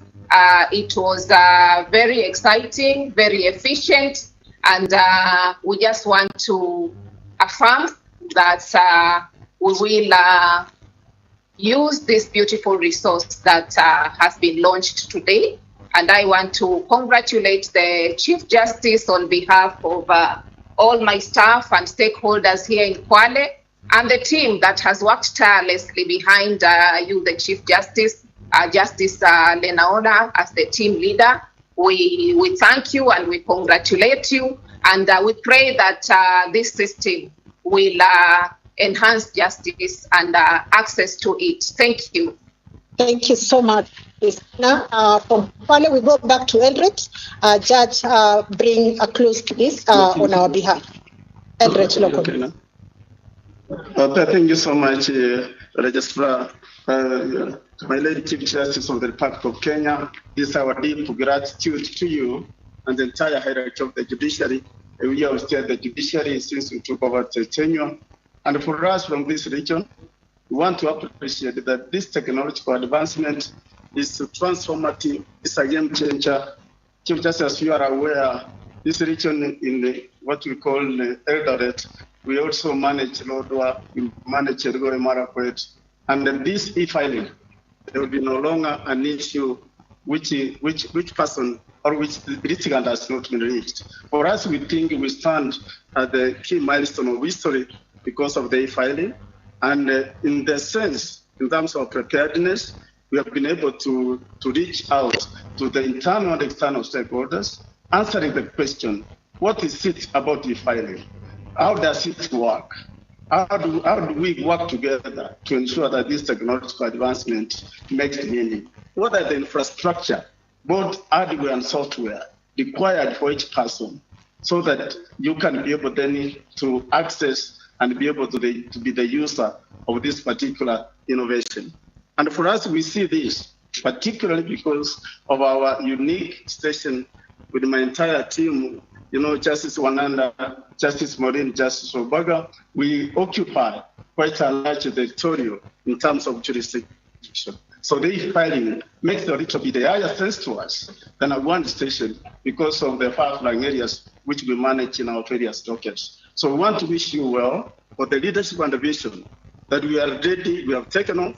We are just waiting that this launch today is for good things coming. The way Justice Konya said, I can't wait. I've written for that 7 years. I can't wait to get my hand out of the writings in terms of transcription, so that we can be able to speak and say that the event delivered Chief Justice is about access of records, access of what happens in the case. So in terms of this pillar, where Kenyans can access where is the judgment delayed, when is it? It is something I think we owe you great gratitude with your entire team of the judiciary, and I know that work begins now, and we are ready to be your foot soldiers to make sure that you shall not falter in this transformation agenda. And may God bless you as we launch this today. Work begins now, post-launch, for us in this region where we sit as entire from Upper North Region. And may God bless each one of you as we move forward in taking the country in terms of governance and the rule of law. As we come to the end of that particular segment, Chief Justice, allow me to invite Peter to give his remarks as the Director ICT, and then Chief Justice will allow you to interact with your people, your foot soldiers on the ground. Thank you, Honorable Chief Justice and the guests present. You've heard from our judges, you've heard from the external and internal stakeholders. And I want to say that this far is just a collaboration of many actors, feedback from a lot of people that has put the system together. And the only thing I want to say going forward is that the success of this initiative will depend on the feedback we get from our stakeholders. We really invite feedback so that then we can continue building the system. The success of this system, again, will depend on continued improvement because I think the ultimate goal is to make sure that we remove constraints and improve performance in the access of justice. So that's what I want to say. And ask that we collaborate even going forward. Should there be any issues, I'm sure our teams will be able to work with everybody, sort them and move forward. Thank you so much. Thank you. But it allow me to invite you now to interact. Thank you. Thank you, Madam Tanui, our Registrar Digitization. Allow me also to recognize all the guests this morning who have joined us. The Honorable Mr. Justice Benaura, who is the chair of the ICMS and has spent many sleepless nights working with this great team to come to where we are today. We are joined this morning by distinguished guests. We have the PS correctional, and she has been able to see how we'll be interfacing with the prisons. We are joined by His Excellency the Governor from Laikipia and Ogoya Marakwet. They came to see whether for real that we are going to have e-filing rolled out in their counties, and they confirm that it is a reality. We have other stakeholders who have joined us, distinguished guests this morning, and all our 34 courts represented here on this presentation. A very good morning. Good morning. Yes. Congratulations actually to you, because you are the ones who have made it happen. I was listening to all of you, the stakeholders, the lawyers, my friend Advocate Mwanyumba, who has also embraced technology despite belonging to the honorable world. You can see he has also embraced technology the same way the young ones have. And really, today is the day that we celebrate all of you for embracing technology. Like the ICT Director has said, this system will succeed if we support it and if we give the necessary feedback so that we can continuously improve. To all of you, my big thank you. And also to say to our greatest team in ICT, led by the Director, Dr. Peter Kingo, and your team, of course, led by our Supreme Court Justice Renaura. This is a locally made system, their own innovation. We did not rely on a tech company to build this system. It was built by our own people, and therefore we should appreciate them and give them a clap.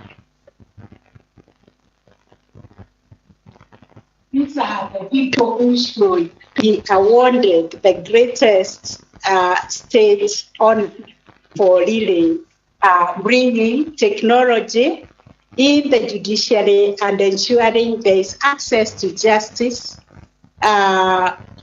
with a lot of ease. I can see advocates sitting in their offices and being able to access their files, being able to file, being able to do their matters through the virtual courts. I can see the files in courts not getting lost. I see no human interaction in the way the matters are allocated, as our honorable magistrates and judges have said. There will be no forum shopping. So this system also engenders public confidence in the way we do business.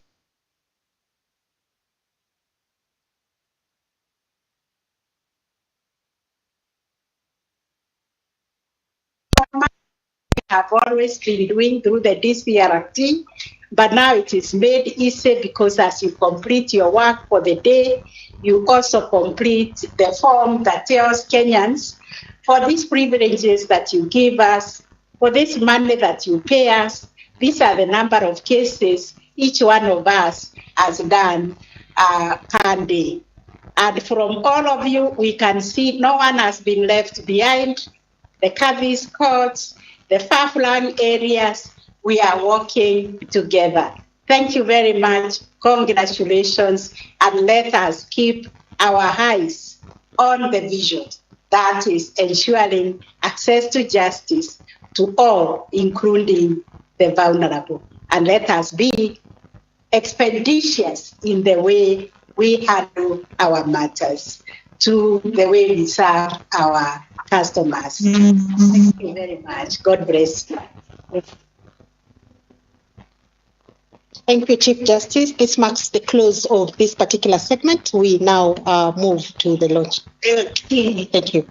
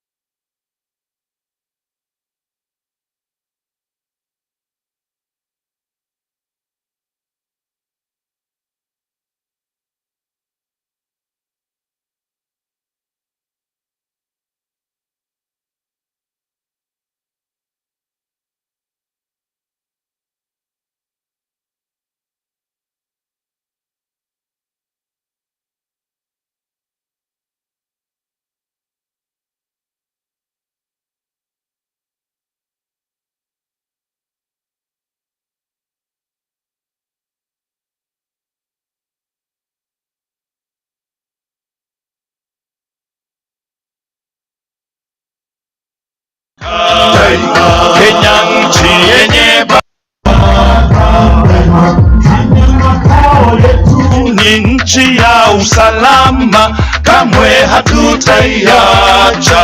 Kenya makao yetu ni nchi ya usalama, kamwe hatutaiacha.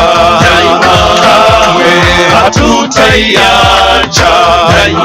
Anayependa Kenya ni yule mwenye kupenda haki kwa watu wote. Kenya ni yule mwenye kutenda haki kwa watu wote.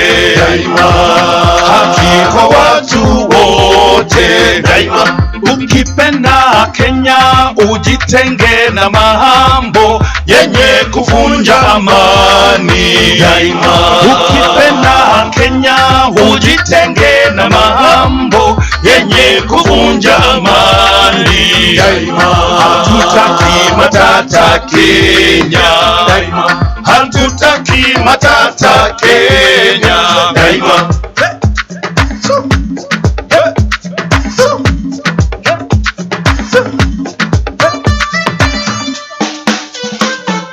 Kenya kipenzi chetu, hatutaiacha milele na milele. Kenya kipenzi chetu, hatutaiacha milele na milele. Kenya kipenzi chetu, nchi yenye upendo, hatutaiacha daima na milele. Kenya kipenzi chetu, hatutaiacha milele na milele. Kenya kipenzi chetu, hatutaiacha.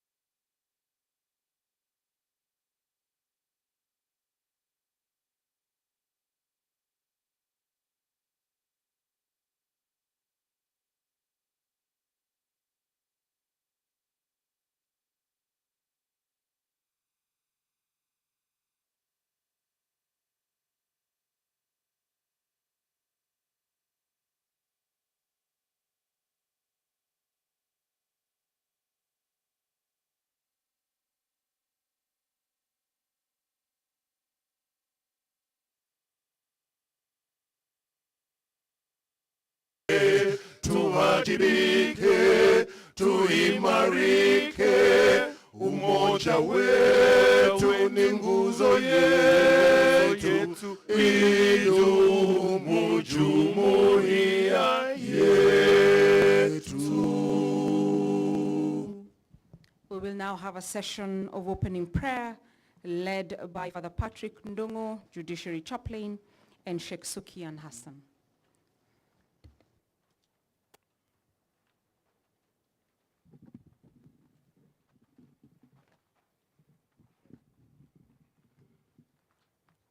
Let us pray. Dear Heavenly Father in God, we thank you for the gift of this day. Thank you for the journey mercies you have granted us to this place. We thank you for allowing all the plans we have done in the past to come to fruition. We now present to you this day yet another plan that we have, launching e-filing, data tracking dashboard. As you have blessed your people, Israel, with justice and peace, we pray that you may bless our country with the flawless access to justice, so that peace may prevail in our nation. May all people always receive the services they seek from the government, especially from the judicial arm of the government. Bless the day and all the activities ahead of us. We commit everything to your care and into your hands, in the name of the Father, and of the Son, and of the Holy Spirit. بسم الله الرحمن الرحيم In the name of Allah, most gracious and most merciful. Praise be to Allah, the Lord, creator and sustainer of all creations. O God, it is in you alone we believe and worship, and to you alone we humble ourselves and pray for help and assistance in everything we do and undertake. Guide us to the right, to the straight path, the path of success both in this world and in the hereafter. When each of us will be assembled before you, our Lord, and called to account for our deeds.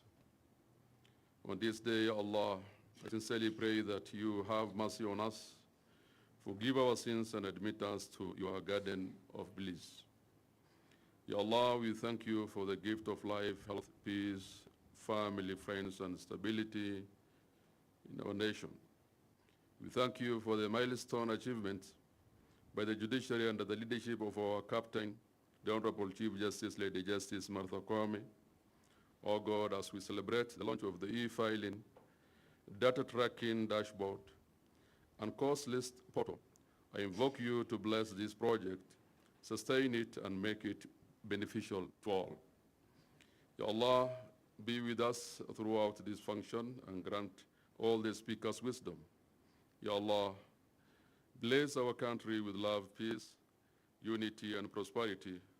Ya Allah, remove all hurdles and difficulties which men and women of this great nation is and may encounter.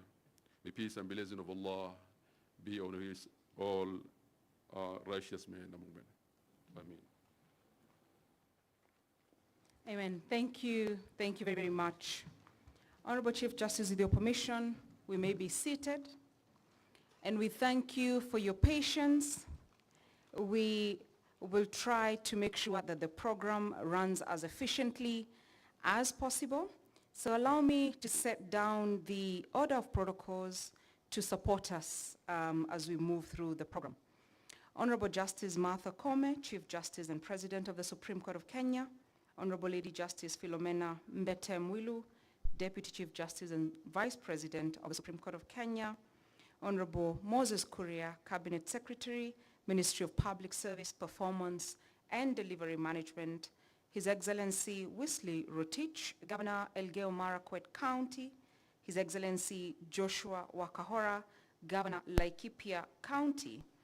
Honorable Mashari Njero, Vice Chairperson of the Judicial Service Commission and members of the Judicial Service Commission. Honorable Mr. Justice Isaac Lenaola, Judge of the Supreme Court and Chairperson of the Integrated Court Management Systems, ICMS, and members of the ICMS Committee. Honorable Judges, Judicial Officers, Heads of Courts present. Mr. Amos Gadesha, Principal Secretary, State Department for Public Service. Dr. Salome Biko, Principal Secretary, State Department for Correctional Services. Honorable Jane Njeri Maina, Member of the Legal Affairs Committee of the National Assembly and Member of Parliament representing Kirinyaga County. Honorable Senator Veronica Maina, representing Nairobi County. Madam Dorcas Oduor, representing the Office of the Director of Public Prosecutions. Madam Mary Krema, representing the Cabinet Secretary, Ministry of ICT, Communication and the Digital Economy. Senior county and national government officials present. His Excellency Sultan Hajiev, Ambassador of the Republic of Azerbaijan, Excellency Ambassadors, members of the diplomatic corps, our development partners and members of the civil society, Mr. Eric Theuri, outgoing President of the Law Society of Kenya, members of the Law Society of Kenya leadership, the Executive Director and members of the NCAJ present, registrars, directors, heads of units, and staff of the Judiciary, esteemed religious leaders, members of the press, and most importantly, digital natives. Good morning. Nawakaribisha nyote kwenye ratiba hii ya ufanuzi wa mahakama dijitali katika maeneo yote ya nchi yetu ya Kenya. Kutufungulia ratiba hii, nitamwalika msimamizi wa msajili mkuu wa mahakama, Mheshimiwa Esther Nyayaki, atufungulie kwa maneno mafupi. Honorable Esther Nyayaki, please.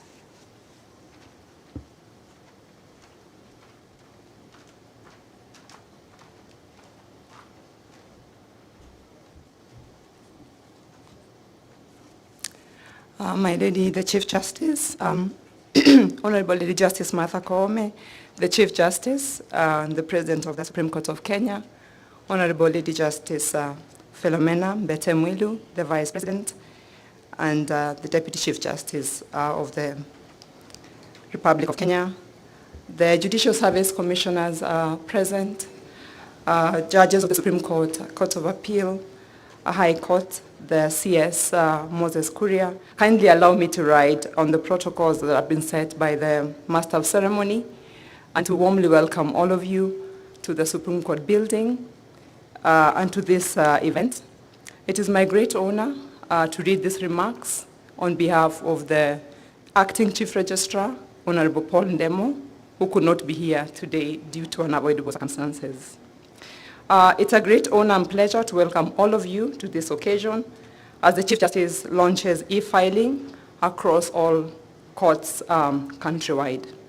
Ladies and gentlemen, this is a proverbial icing on a cake that has been baking for years in our quest to ensure that all litigants have access to our services. We have always looked up to technology in this quest, starting way back in 2010, just 2 months after the promulgation of the Constitution, when the Court of Appeal piloted a virtual court system that enabled judges sitting in Nairobi to handle a case with advocates and other litigants in Mombasa. Regrettably, this system fell quickly by the wayside due to a number of reasons, until a decade later, when COVID-19 pandemic forced us to back to the drawing board to develop solutions that would ensure the wheels of justice did not grind to a halt in a hitherto unimagined world defined by limited movement and no physical interactions between persons. The e-filing system being rolled out to all stations today is a product of that challenging moment in our history and a testament of our innovation and resilience as a people. Honorable Chief Justice, today is the final stop in a 5-year journey that began on 1st July 2020, when Chief Justice Emeritus David Maraga stood on these very grounds to launch e-filing in all courts in Nairobi. The beginning of a pilot phase during which we drew accolades and complaints in nearly equal measure, but remained focused in improving our systems for use in more courts. After 2.5 years of this pilot, your ladyship took the e-filing to courts in Mombasa County on 14th April 2023, marking the beginning of our 4th-month blitz, when service was rolled out in 11 other counties, that is Kisumu, Siaya, Homa Bay, Kiambu, Mandera, Samburu, Turkana, Nyandarua, Bungoma, Garissa, and Wajir. Today's rollout of e-filing to all courts countrywide is perhaps the most consequential of the many milestones that define the transformative path we have walked since the promulgation of the Constitution in August 2010, and we are honored with your presence as we celebrate this milestone. The data tracking dashboard that goes live today is also a product of our commitment to deploy technology to enhance inward and outward-looking processes to ensure our institution is both accountable and responsive. It will enable evidence-based decision-making, enhancing the speed and quality of our administrative decisions. The system enables us to better understand how individuals that make up the judiciary are doing their part to support the institution, meet its performance targets, and remain accountable and responsive to the people it serves. The third system that goes live today is the Causelist Portal that will be a repository of all the cause lists from all our courts. As most of you are aware, our cause lists are presently carried on the Kenya Law website thanks to a partnership that began decades ago when the National Council for Law Reporting was part of the Judiciary. In order to ensure cause lists are updated promptly on Kenya Law, we had to establish channels for timely transmission of the cause list from each station to contact persons at the Kenya Law. While this has worked efficiently for the most part, the posting of cause lists has lagged behind as we automated our case tracking systems that now generates cause lists. The portal now enables the judiciary as the generator and owner of cause lists to present them on its own website through integration with the case tracking system through which matters are listed before different courts. Ladies and gentlemen, what excites me most is that the technology we roll out today is not an end in itself, but will serve as a bedrock and enabler of deeper transformation in the delivery of services to court users. As the judiciary, we shoulder the bulk of the constitutional responsibility of the state to ensure access to justice to all persons, and this technology will go a long way in ensuring that more people access judicial services at greater convenience. Most of you and the agencies you present have been part of this expansion, and we remain indebted for this partnership, what it has enabled us to accomplish and the potential that lies ahead. With those brief remarks, I welcome you all to this remarkable occasion, and may God bless us all. Thank you very much. Thank you very much, Honorable Nyayaki, for welcoming us to this auspicious occasion. I now have the honor to invite the outgoing President of the Law Society, Mr. Eric Theuri, to deliver his remarks.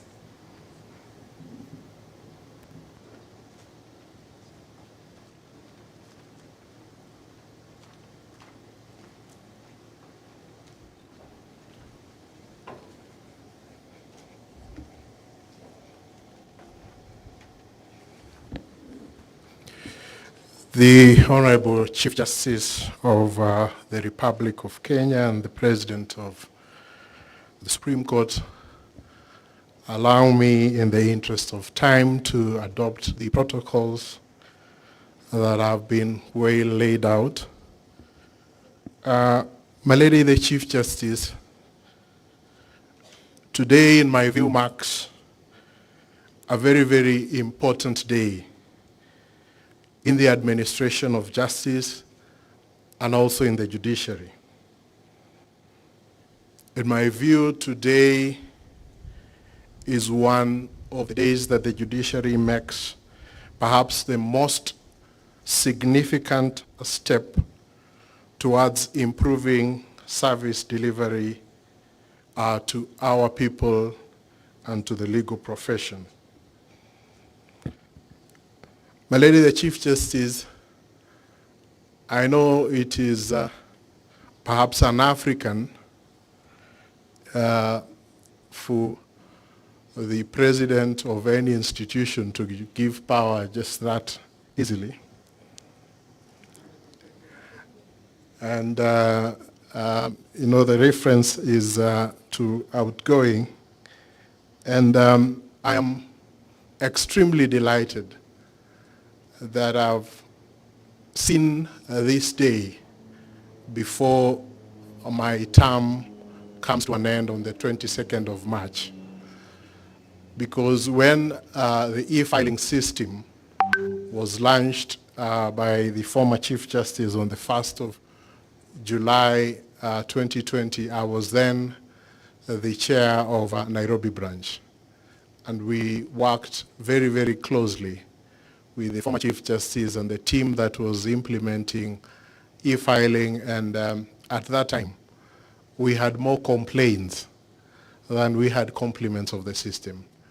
But I believe that it was through the very close collaboration that we are finally witnessing what, in my view, is a very transformative system. My Lady, then, allow me to just present to you what I see as the opportunities that are available with the use of this system, and perhaps the challenges that you will have to deal with, and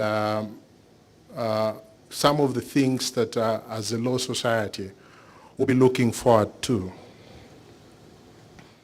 My Lady, we believe that this system then gives us an opportunity when it comes to promotions of judicial officers, and also when it comes to recruitment. for an enhanced data that comes from the system. We also see for us to enhance the efficiency of the bar bench committees, because the data that is generated from the system, in my view, should now form a standard agenda of each bar bench for purposes of being able to assess productivity and the other issues that need to be discussed at the bar bench committees. But we also see this launch of this system as an opportunity for not only the judiciary but also for the law society to enhance its research in terms of access to justice, and also to respond to the challenges that can be identified in different sectors, because we have seen that the data is so specific as to the nature of offenses, as to the gender, the legal representation, and we think that this data can be very useful in research and development, and we hope that we can see that coming into fruition. Malady, we also see this, the launch of this system and actually ensuring that it is countrywide, as presenting an opportunity for a better understanding of the training needs of the judiciary that will inform the transfer of judges and magistrates, and also enable us to have an opportunity to evaluate the impact of such transfers, considering that as a profession, one of the things that we have always had an issue is the question of the judiciary training calendar and the impact that sometimes the transfer of judicial officers can have on that. My lady, we also view this from the law society as a game changer in terms of the role of the presiding judges and the role of the head of sessions in view of the data that then will be available, because it would not help us if we have a system that is able to tell us the number of cases that have been filed, the number of certificates that have been filed, if there can be no tracking in terms of how those cases are resolved and how those certificates are dealt with. My lady, the Chief Justice, I think from the law society, we also look forward to the reduction perhaps of paperwork, because in certain stations, even though we are filing on the e-filing platform, there is still the requirement that the advocates should present hard copy papers of their applications, and we hope that in the fullness of time, we are going to get to that place where we have fully digital files, and that we will reduce the paperwork. And we are also looking forward to the other aspects of digitization, including the digitization of the existing records, the digitization of court proceedings, so that we are able to have a complete digital file, not only of the pleadings, but of the proceedings, so that it can make it easier even to file and process appeals in the event that that becomes a possibility.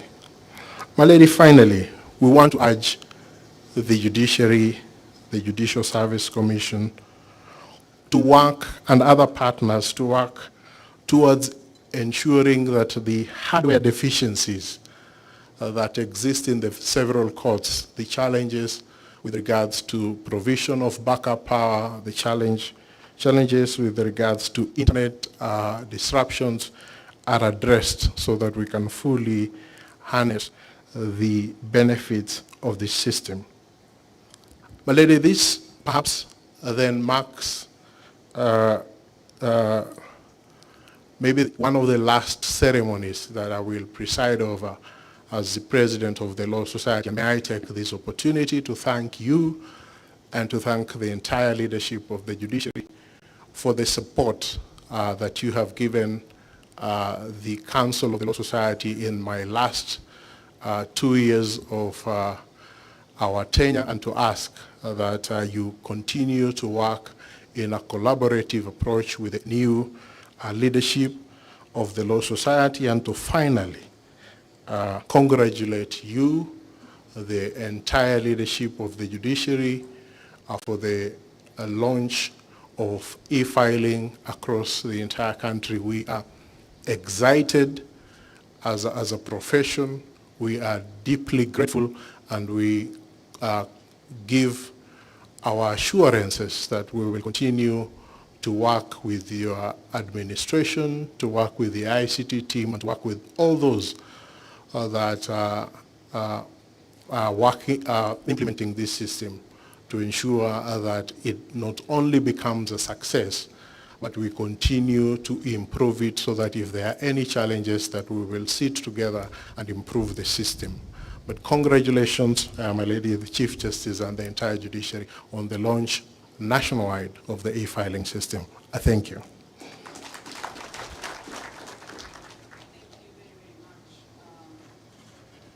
Outgoing President of the Law Society, and indeed it has been a wonderful collaboration between the Judiciary and the Law Society of Kenya.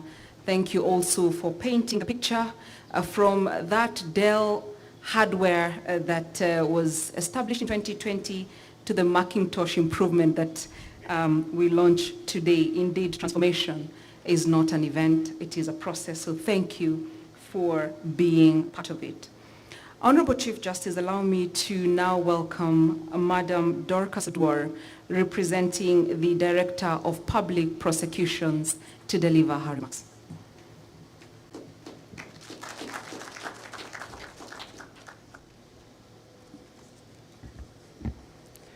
My Lady Honorable Chief Justice, Honorable CS, allow me to ride on the courtesies as already established this morning. I am here on behalf of the Director of Public Prosecutions, who would have wished to be with us but is attending to other matters which are equally important, not more important. As the Office of the DPP, we are proud to be associated and to be part of this great milestone. Our presence here today is a reaffirmation of our keen interest in keeping pace with technology. Globally, the legal profession has seen a speedy increase in matters relating to technology. With the revolution brought about by the widespread application of information technology, the legal profession has undergone a notable and demonstrable transformation. We can all confirm that through the adoption of technology, the provision of legal services has increased tremendously and for the better. Services are now being offered more efficiently, effectively, and with transparency.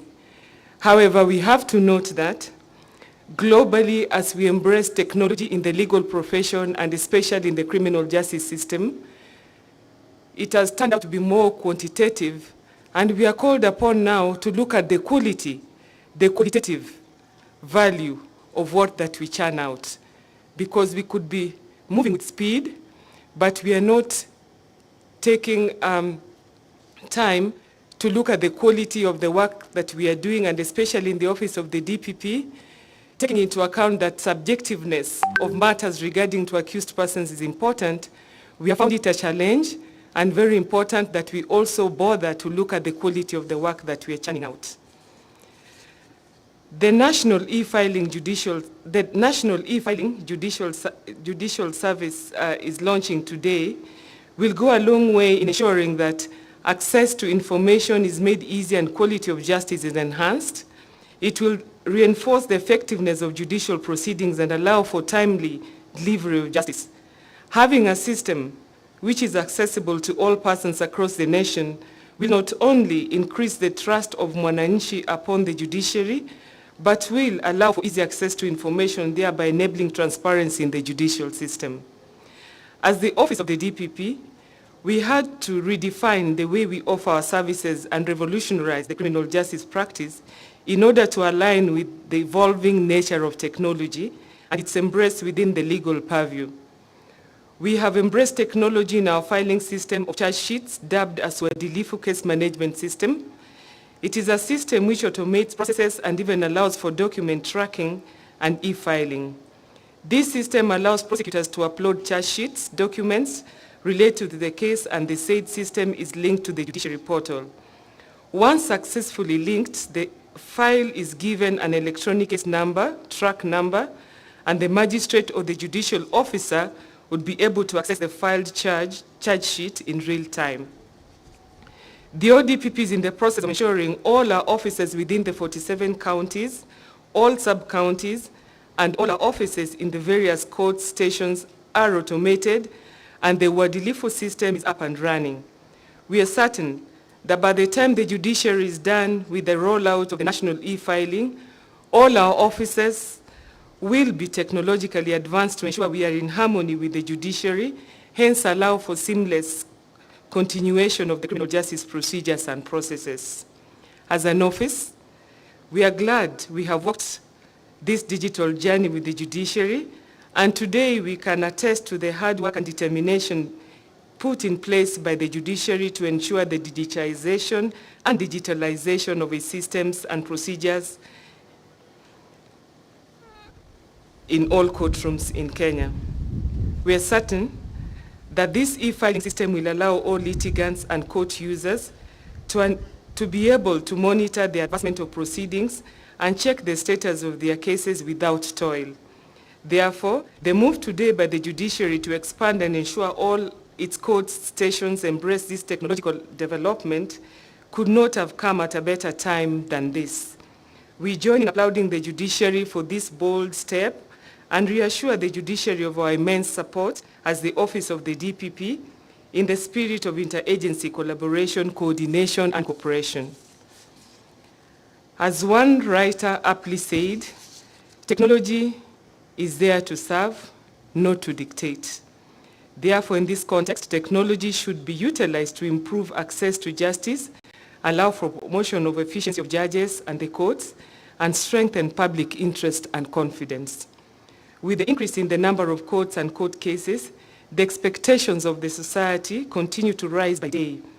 The expectations that justice will be dispensed without undue delay.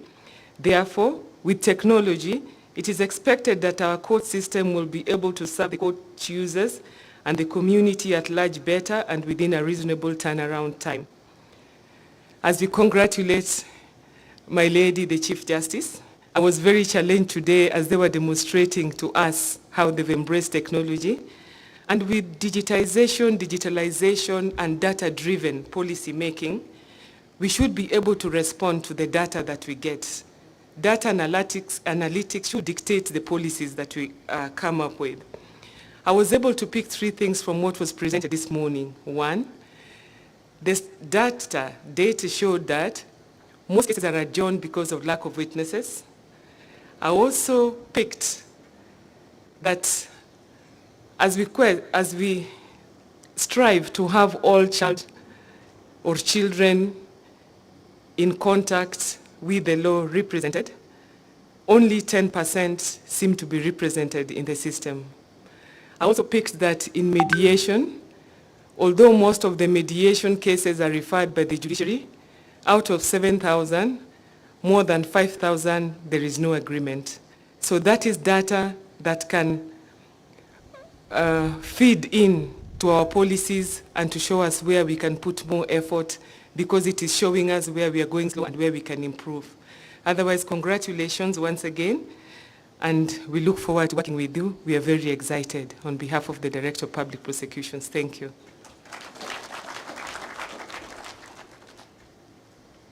Very much, Madam Odwar, for your remarks, and indeed for emphasizing and supporting the seamless collaboration between the judiciary and the ODPP, and especially the interoperable capacity of this system with uadilifu. Honorable Chief Justice, allow me now to welcome the Vice Chairperson of the Judicial Service Commission, Honorable Mashari Anjero, to give us his remarks in the backdrop of the JSC's leadership in ensuring that there is evidence-based decision-making in the judiciary in its oversight mandate of policies and programs in the judiciary. Okay, thank you. Honorable Chief Justice, allow me also again to ride on the protocols that have been ably outlined.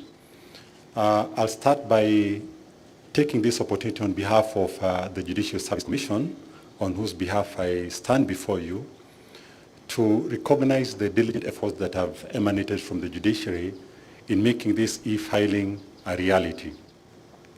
I recall when I joined the Judicial Service Commission approximately 5 years ago, it was a struggle even discussing the subject of actualizing the e-filing. In fact, digitization of the processes was one subject that was so difficult to discuss. It was so difficult even to foresee it becoming a reality. But today, we stand here today.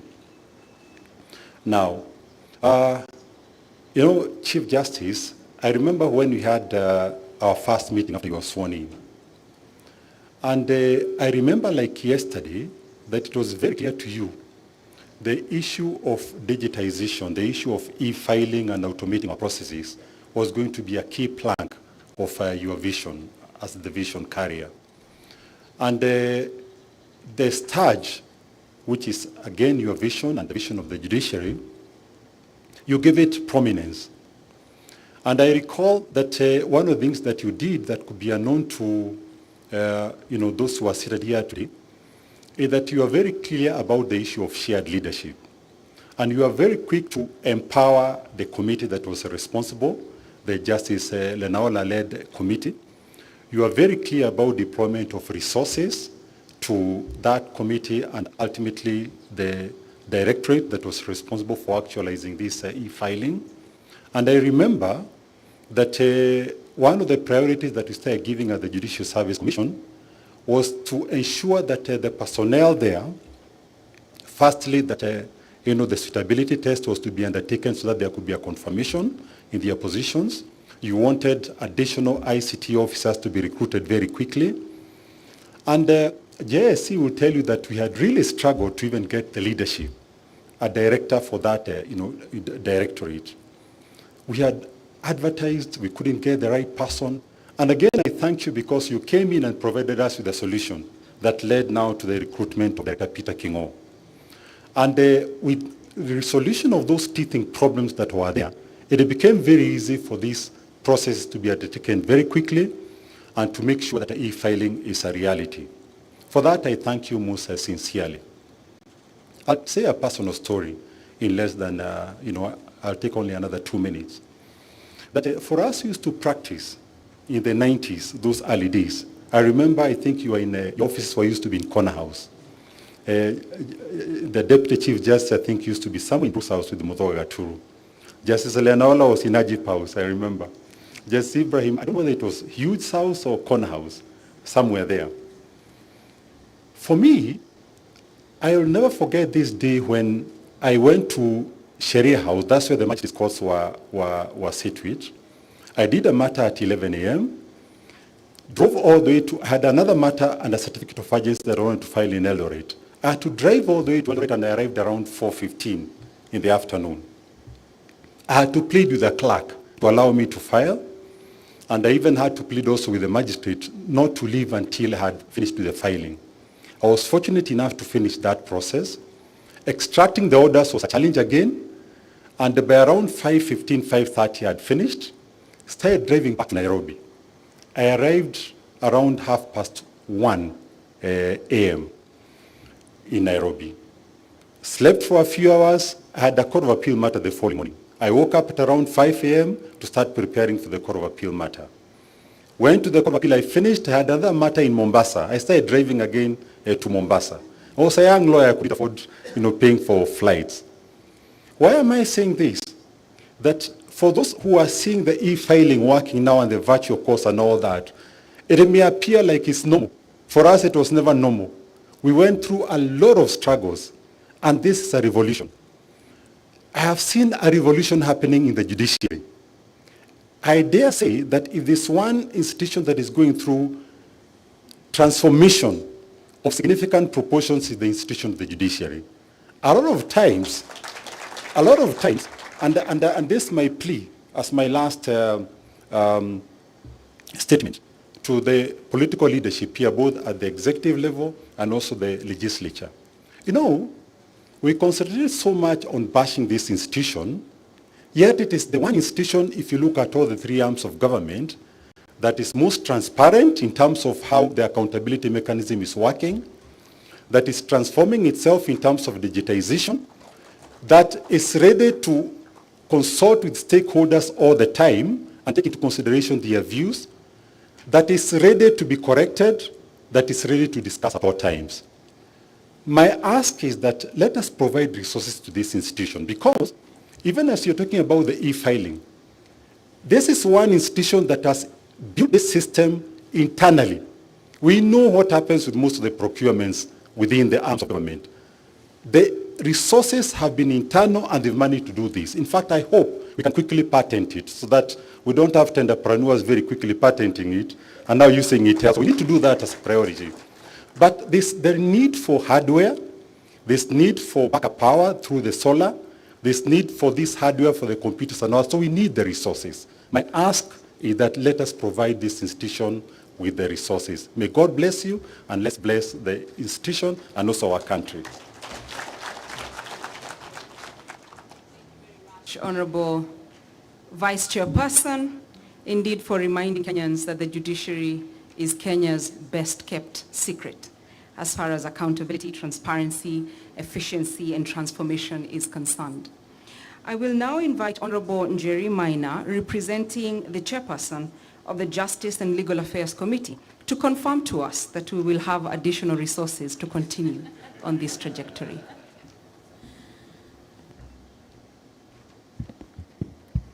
Good afternoon.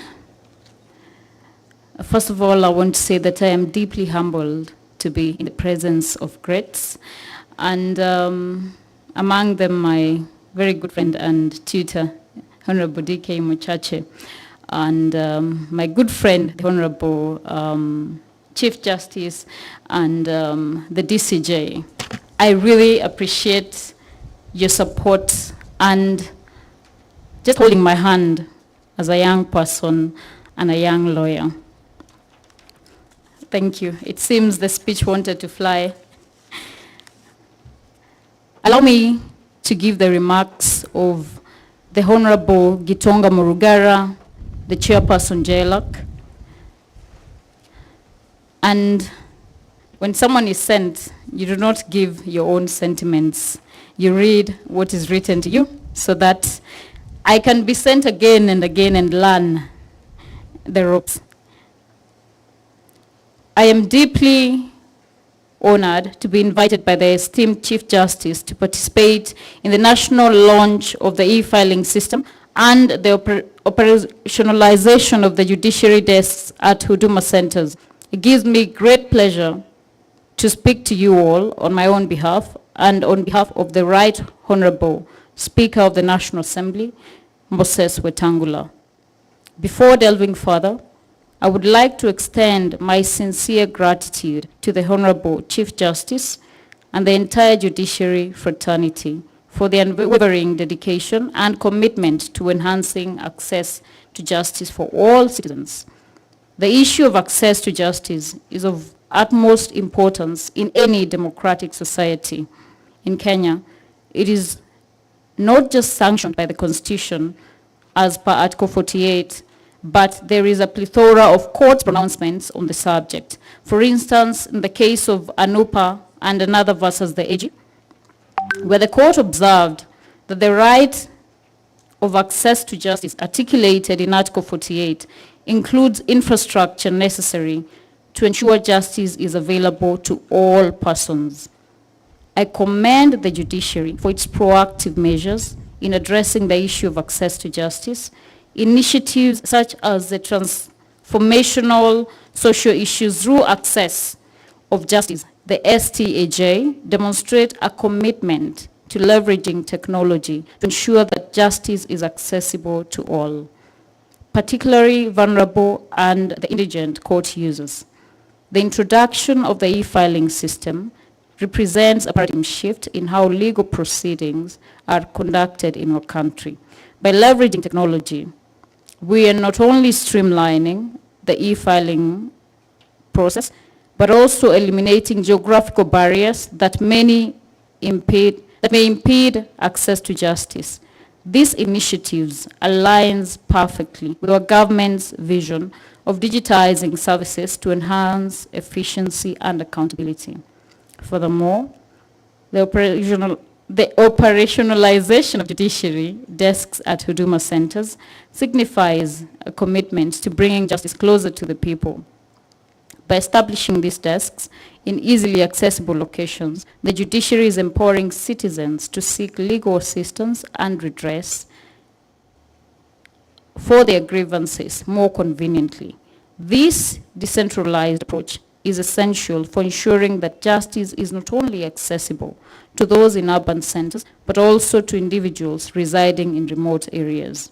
As members of the National Assembly, we have a pivotal role to play in supporting these initiatives. Through budgetary allocations and legislative support, we can ensure the effective implementation of e-filing systems and judiciary desks at Huduma centers, thereby advancing access to justice for all citizens. In conclusion, I want to commend the judiciary for its visionary leadership and commitment to embracing innovative solutions to improve our legal system. With the launch of e-filing and the operationalization of judiciary desks at Huduma centers, we have made great progress towards realizing the enjoyment of these rights. Thank you and God bless you. I just want to respond to what my dear sister Washuka has said, that indeed Parliament is very committed to enhancing the budget of the judiciary. As a matter of fact, when we were discussing the budget report last week, I implored upon Parliament to ensure that we give effect to Article 48, because all Kenyans have a right to access justice and access it in a very expeditious manner. And I want to reiterate the commitment of JLAC and the commitment of young members like myself and many other young parliamentarians, that we will support the institution of the judiciary so that they can be able to fully execute their mandate. Thank you. God bless you. Thank you very much, my dear sister, for that confirmation. And we indeed are grateful to the National Assembly for the support so far. Honorable Chief Justice, I will invite Madam Mary Kerema, the Secretary, E-Government and the Digital Economy, representing the Cabinet Secretary, ICT, and the Digital Economy, to speak to us about the collaboration we've had with the Ministry, and also an assurance that indeed we are secure and that the data is secure. Madam Kerema.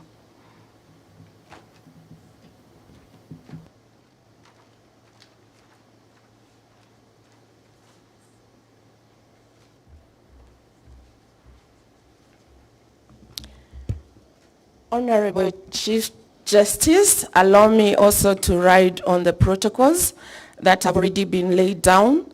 And I am really humbled to be in this forum and also to represent my Cabinet Secretary, who was not able to be here because of other engagements that could not be avoided. And therefore, I'll go straight away to read the remarks of my Cabinet Secretary. The Ministry of Information, Communication and Digital Economy recognizes the Judiciary's commitment to embrace emerging technologies to improve on efficiency, accessibility, and timely delivery of justice. Ladies and gentlemen, I would join me this moment to really congratulate the Honorable Chief Justice with her management for really great milestones that have been achieved by leveraging on technology, by implementing several solutions. One of them is the e-filing, the case tracking system, the virtual codes, the digitization of the internal processes, because without the internal processes, then you'll not be able to serve your customers. More so to take note, is the integration with other systems, because we are really advocating the sharing of information, not to duplicate. And we can see that the judiciary is in the forefront to ensure that they have a single source of truth, to ensure that they get data from the owners of the data who originally generate the data, and they become reusers. And therefore, we take note that in partnership with the Ministry of IC and Digital Economy, that we are endeavoring to ensure that we integrate all government systems and make sure that they're interoperable. We take note also of the exemplary achievement of the judiciary in expanding the reach of judicial services by operationalizing the judicial desks in the Huduma centers. I think it's time to really put our hands together for the judiciary.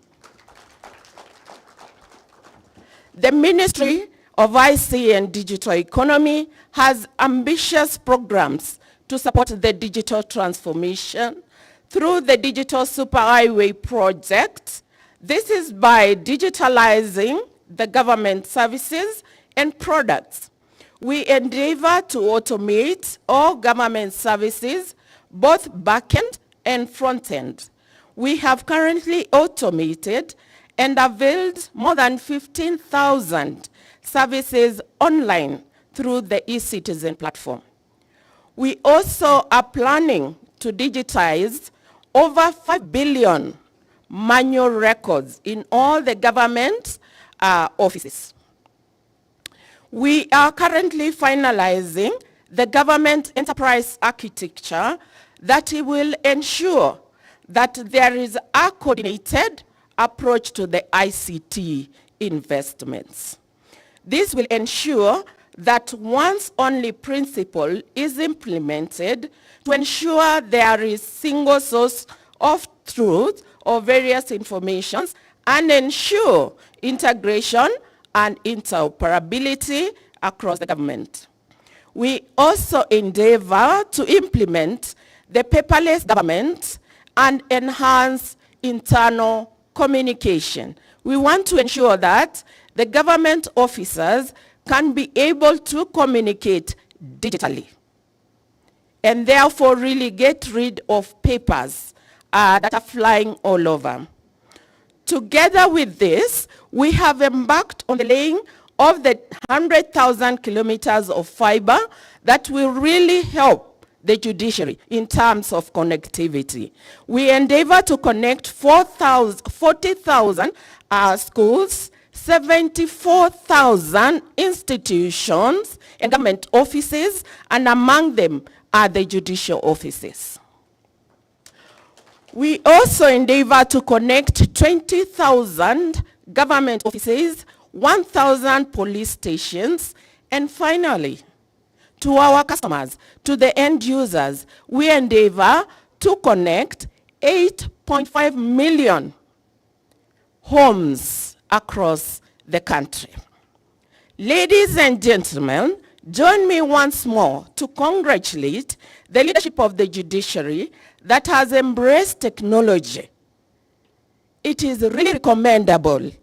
Go across all the government institutions. The judiciary is number one. I'm really proud of the management, because then the ICT department has an easy farm to cultivate, to make sure that the systems they come up with are utilized. And I was very proud even when the demos were really being done. I was just nodding my head, because when the business people embrace ICT, then the organization grows. I want to also take this opportunity to really congratulate the ICT staff who have developed the systems in-house with no budget, but they are able to deliver. We really, really, really appreciate you. And myself standing here, I'm one of the developers. So when I see them, I am really proud of you. Thank you very much.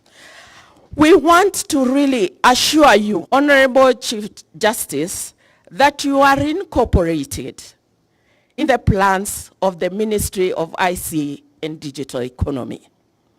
And for the funds that we have received, you are really in the middle of the usage. And you are going to be a prioritized institution that will be financed in automating and digitizing all your services and manual records.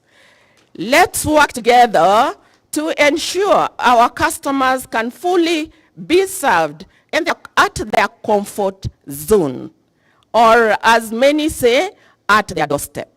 And we want to ensure that the judiciary officers can serve the customers anytime, anywhere. And I want to say that we are really committed to ensure that this country is transformed to be a digitally enabled economy. Thank you.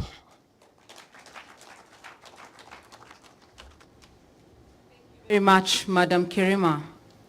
As the Secretary for E-Government and the Digital Economy, we also thank you for your leadership, because it wouldn't have been possible without your leadership and that of the Cabinet Secretary and support then to the Judiciary. So thank you to the Ministry, and thank you for your leadership. Honorable Chief Justice, allow me now to welcome Honorable Justice Isaac Lenaola, who has led this process and given it his personal attention, and under whose directions and leadership we have managed to have this event as successful as it is. Thank you very much, Washuka. Chief Justice, distinguished ladies and gentlemen, allow me also to adopt the protocols as read earlier to save on time. Thank you very much for coming for this wonderful event. And let me just take some of you who may remember down memory lane. Contrary to what I heard earlier, our first attempt at automation and digitization happened 20 years ago. In 2004, the World Bank, led by a lady now in the Pretoria office called Nightingale Rukubangaiza, began a conversation with the Ministry of Justice and Constitutional Affairs, led by Honorable Martha Karua, to have the first attempt at automation and using transcription of services within the judiciary. We in the judiciary were led by Riaga Samuel Omolo, Judge of Appeal, and I sat in that team then as resident judge in Embu. And Embu was the first court outside Nairobi to be on the pilot scheme. And my sister Muhaki may know that the old court building in Embu has, even to date, some stuff where we could have used these microphones in open court. Sadly, and my friend who's not here, Ambassador Johnson Weru, then of the ministry, will tell you of the drama that led to the collapse of that attempt. And so the COVID engineered program was only but the second of our attempts at automation and digitization. Chief Justice, you know that under Article 48 of the Constitution, all state organs are obligated to ensure access to justice. And as was said earlier by someone, STARG is geared towards enhancing access to justice for all persons in Kenya, especially the poor and marginalized communities. And your trips to Mandera, to Samburu, to Kakuma, to Lodwar spoke to that vision. And so we intend, through these systems, to expand the doors of justice to secure social transformation through access to justice. Since 2020 July, we have covered a lot of ground. We have tested the system thoroughly, and as you know, 13 counties had the system rolled out before today. I cannot say more without sincerely thanking the Directorate of ICT. As my friend Masharia said, the entry of Peter Kingo was actually the game changer. In less than 1 year, his leadership in the Directorate has brought us this far. Where is Kingo? I know you're a man who's vertically challenged, but we can see you somewhere. Where's Kingo? Yes, there he is. That man found us a little disorganized, a little lost, but he gave us direction. And therefore, I want to thank Kingo and his team for their commitment to excellence and passion for justice. And the fact that this system is homegrown is in fact more impressive than you think. We, over the last 2 years, have visited other countries, India, Brazil, Israel, and I can assure you they are now impressed because what we borrowed from them, we have homogenized it and created our own system. Let me also thank the Ministry of ICT and the ICT Authority.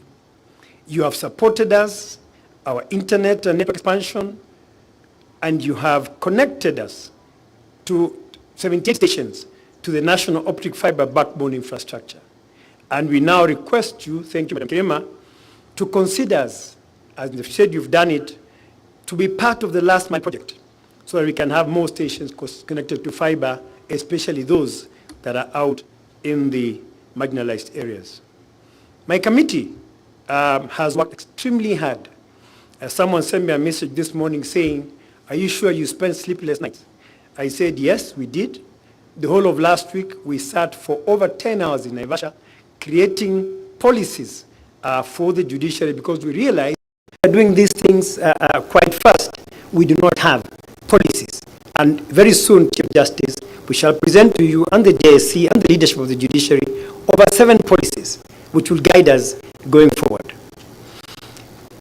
Again, the question of funding must be spoken about. The Directorate has worked despite budget constraints. They don't have enough computers. The network infrastructure is wanting, and yet we did what we could with all that we have. Last year, we lost 150 million from the budget on the second supplementary budget. We now plead with Parliament, we plead with Treasury to not touch the ICT budget for the judiciary. Let's ring fence it, because if we don't ring fence it, all this work will come to naught. The question of reliable energy. Thank you, Chief Justice, because the committee headed by my friend and sister, Esther Nyayaki. The Committee on Reliable Energy is working very hard to ensure all core stations are connected to solar power by the end of the next financial year. My sister and neighbor, Justice Lesit, will tell you that up in our village, we are not on the national grid, we use solar, and we are much better than you guys who have electricity because hakuna, what are they called, power cuts and those things. In Samburu, we don't have those problems. So let us embrace solar because that's the future in terms of the green energy. As we embark on this journey, let us remember it is a collective effort. Like the outgoing president of the Law Society said, we need everyone. The fact that we are working with the DPP office now can tell you, you saw how long it took to load the charge sheet, less than 2 minutes. And that is what we need to do. What are the deliverables? What we promise to do using this system? Those who watched the demonstration will tell you that all filings from tomorrow will be on the e-filing platform. And therefore, the fears of my friend Masharia will end. Number 2, again you saw that using the ODPP or delivery system, all charge sheets will be filed online, as opposed to a clerk coming from DPP's office, running to the court, stamping it, going back. That will end again from tomorrow. Over the last many years, the problem of assessment of court fees, we suffered as a judiciary from under-assessment, we suffered from over-assessment. From tomorrow, you don't need to consult registries of the staff registry. You will file your document, the system will assess the fees, you will pay online. There is no the risk of those receipts which are being manufactured many years ago in River. Even those characters in Makueni and Kilungu who tried to beat the system beat them. And when we arrested them last week, they were very shocked that we could trace who used the system to print the receipt and to amend it. And that's why we caught the two characters in Kilungu and Makueni. Theft is at an end. Summons to enter appearance will no longer be the summons that when my sister, Justice Meoli, was at Sharia court, we used to have those documents taken, then they are stamped, then you go and serve. Your summons to enter appearance will be generated electronically, and you serve electronically. So there's no struggle to run around with documents. One of the things that we found also over the years is stamping. You know, you have to go and get that stamp. Sometimes the clerk has put the wrong date, he has put the wrong code. Now, our system, as you saw, generates its own stamp. So the risk of a stamping being done wrongly is at an end. Those who, over the years, have benefited from forum shopping, ole wenu, because the system will now allocate judges, the files to judges and magistrates electronically. So you cannot wait for Justice Lenaola, who's nice with orders, and say, when Lenaola is on duty, I file my documents. Imeisha here, the system will allocate it to Judge A, and that's the end of the matter. You cannot do anything about it. Litigants will download electronic case documents because when you file and you admit it to the system, you can now print your documents, get them the way you want, and so you don't have to come to court. And those queues at the registry will no longer be there. We saw that magistrates and judges shall edit, draft, publish rulings, judgments online. And fundamentally, because of transparency, we shall have case statistics and performance reports digitally produced by the system. So those lazy ones amongst us, again, ole wenu, because the system will say what you have done and what you have not done. Today, so, the time to file cases, it used to be minimum 20 minutes. For you to walk at the registry only, not alone coming from your office or driving to Eldoret like my brother. Today, you will file all your documents averagely in 5 minutes from wherever you are. The judiciary has cried over the years about space, physical space, this building particularly. You don't have now to look for more offices because everybody can do these things electronically. Missing files. We may not hear again the old song, your file cannot be found, or the document cannot be found. There was some strange procedure called the filing of skeleton files. Those files, those skeletons, will now be where they belong. But today, the game changers are with us. Of the 3 that we are launching today, some more will come, including transcription of services. I want to speak about the Judiciary Data Tracking Dashboard. It will serve as a powerful tool for data-driven decision-making. She spoke about it. By harnessing the vast amounts of data generated within our system, we empower ourselves to make informed policy decisions, identify trends, and continuously improve the administration of justice. Those who have seen the dashboard will be utterly impressed. When we presented it to the leadership of the judiciary, one of the things that shocked us was that in the next 5 years, over 65 judges will have retired. And that sort of put fear into our hearts because 68 judges at a go, or over 3-4 years, is a heavy number.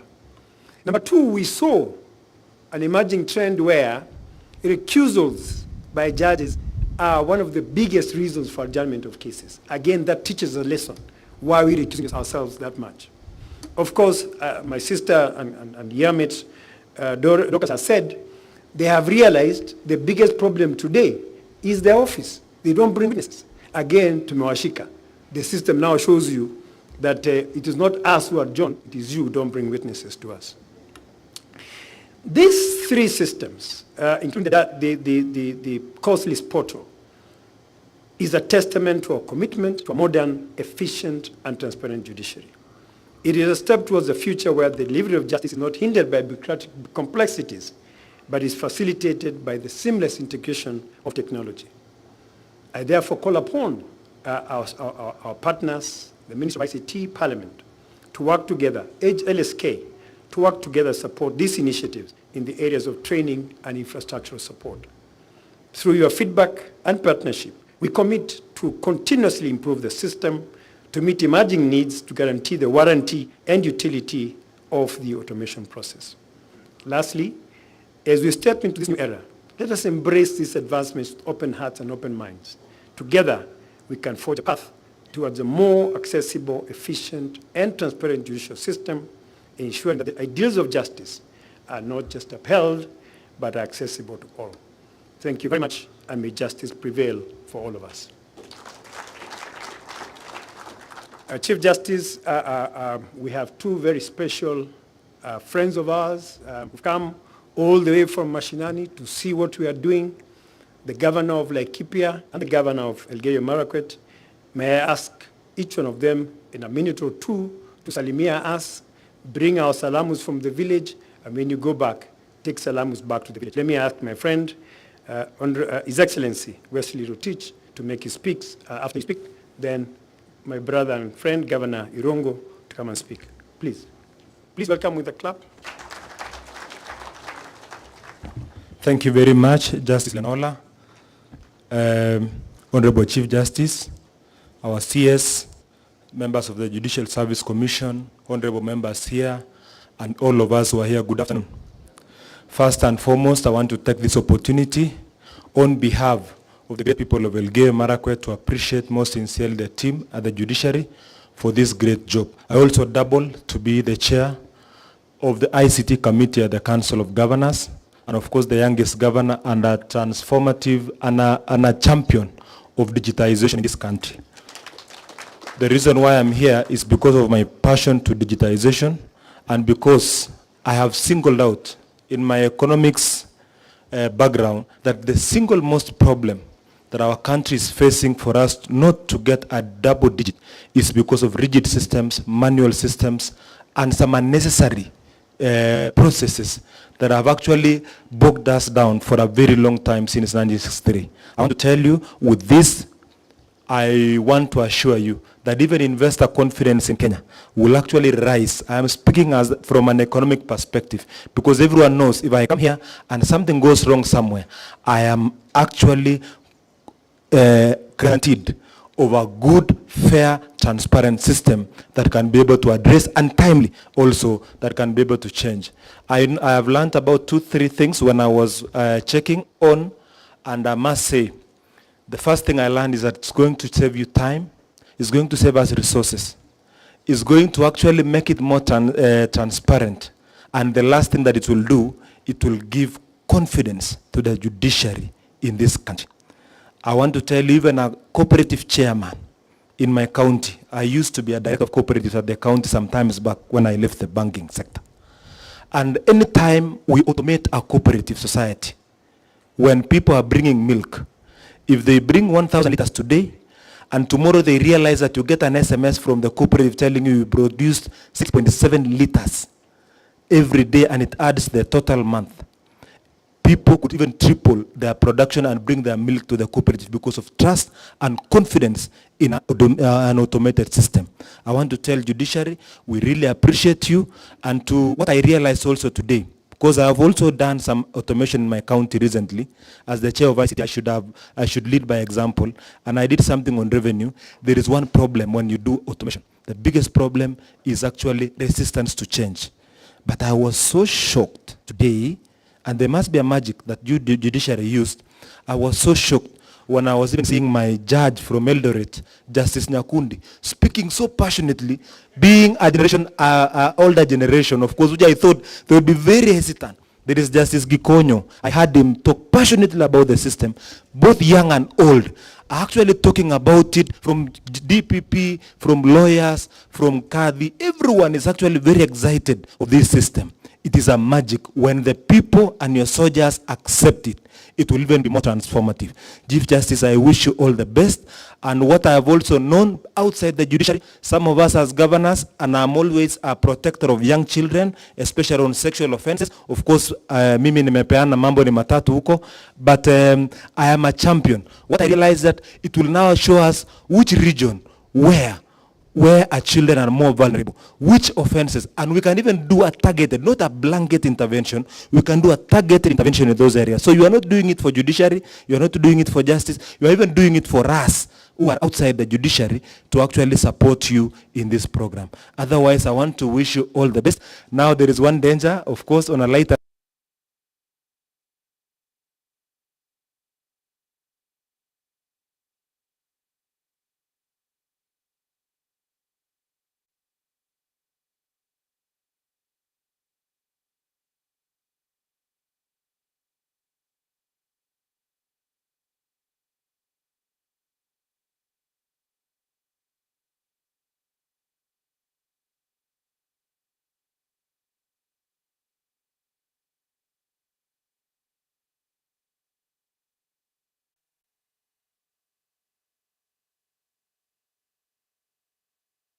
all the best. On banditry, I want to request that the reason why we have a lot of banditry in the North Rift region, where I come from, we have a big problem, even where my friend comes from, is because of this thing called culture of impunity. I kill today, I kill tomorrow, I kill the other day, I steal today, and nothing happens to me. I can even be given some marks showing that I'm the bad guy around town, and everyone knows me in the entire 6 counties. No, they roam, the police arrest them, they are left tomorrow because the courts are very far. The police are saying we cannot have fuel to take them to Iten, to Cabernet, very far, to Lodwar, because that place is vast. I want to request you, Chief Justice, and the Judicial Service Commission, prioritize us in this program so that a criminal is arrested with a gun, is judged, and by noon is actually on his way to committee. I can tell you banditry will be the last, it will be end just like that. Thank you very much and God bless you.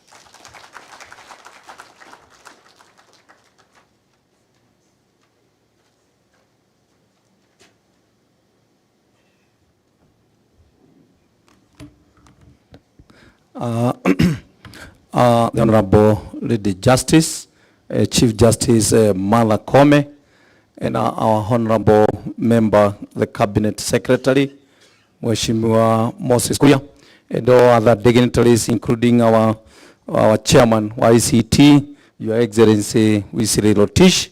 Allow me want to really appreciate this great effort that you have put, Lady Justice. Here I am, as coming from Laikipia. I'm coming to embrace the work that you have done. We are proud of you and representing the people of Laikipia as their chief servant.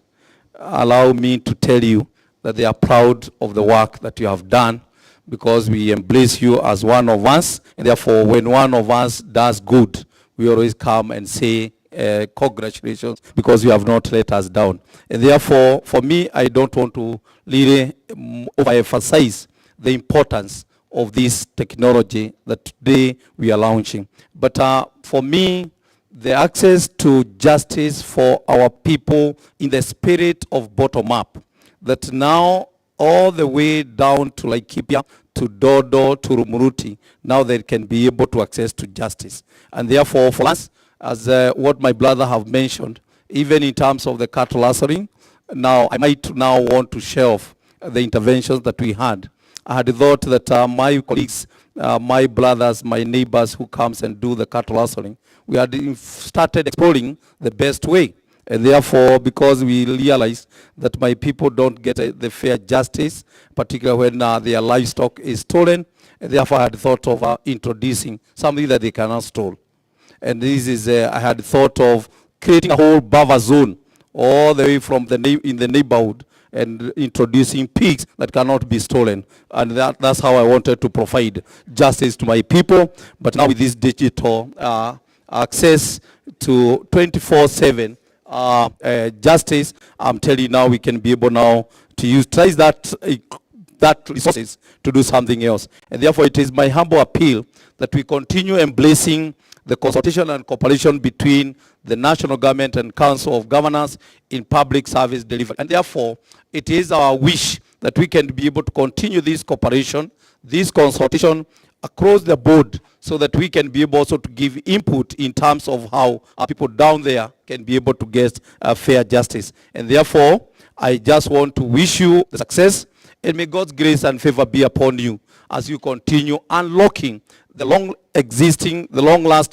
and existing barriers that have been there to give our people fair and justice, even to the underprivileged. And therefore, long live Honorable Justice. We wish you all the best and success, and we want to assure you that we will continue giving all the support that you require from our Council of Governors, even from mashinani, so that our people can continue getting the justice. Asante na Mwenyezi Mungu ambariki. Asante sana. Thank you very much, Your Excellencies. We appreciate your coming and for your very wise remarks. It is now my pleasure to ask Honorable Moses Kuria, CS Public Service, to come forward and make his remarks. Please, a handy clap for the CS.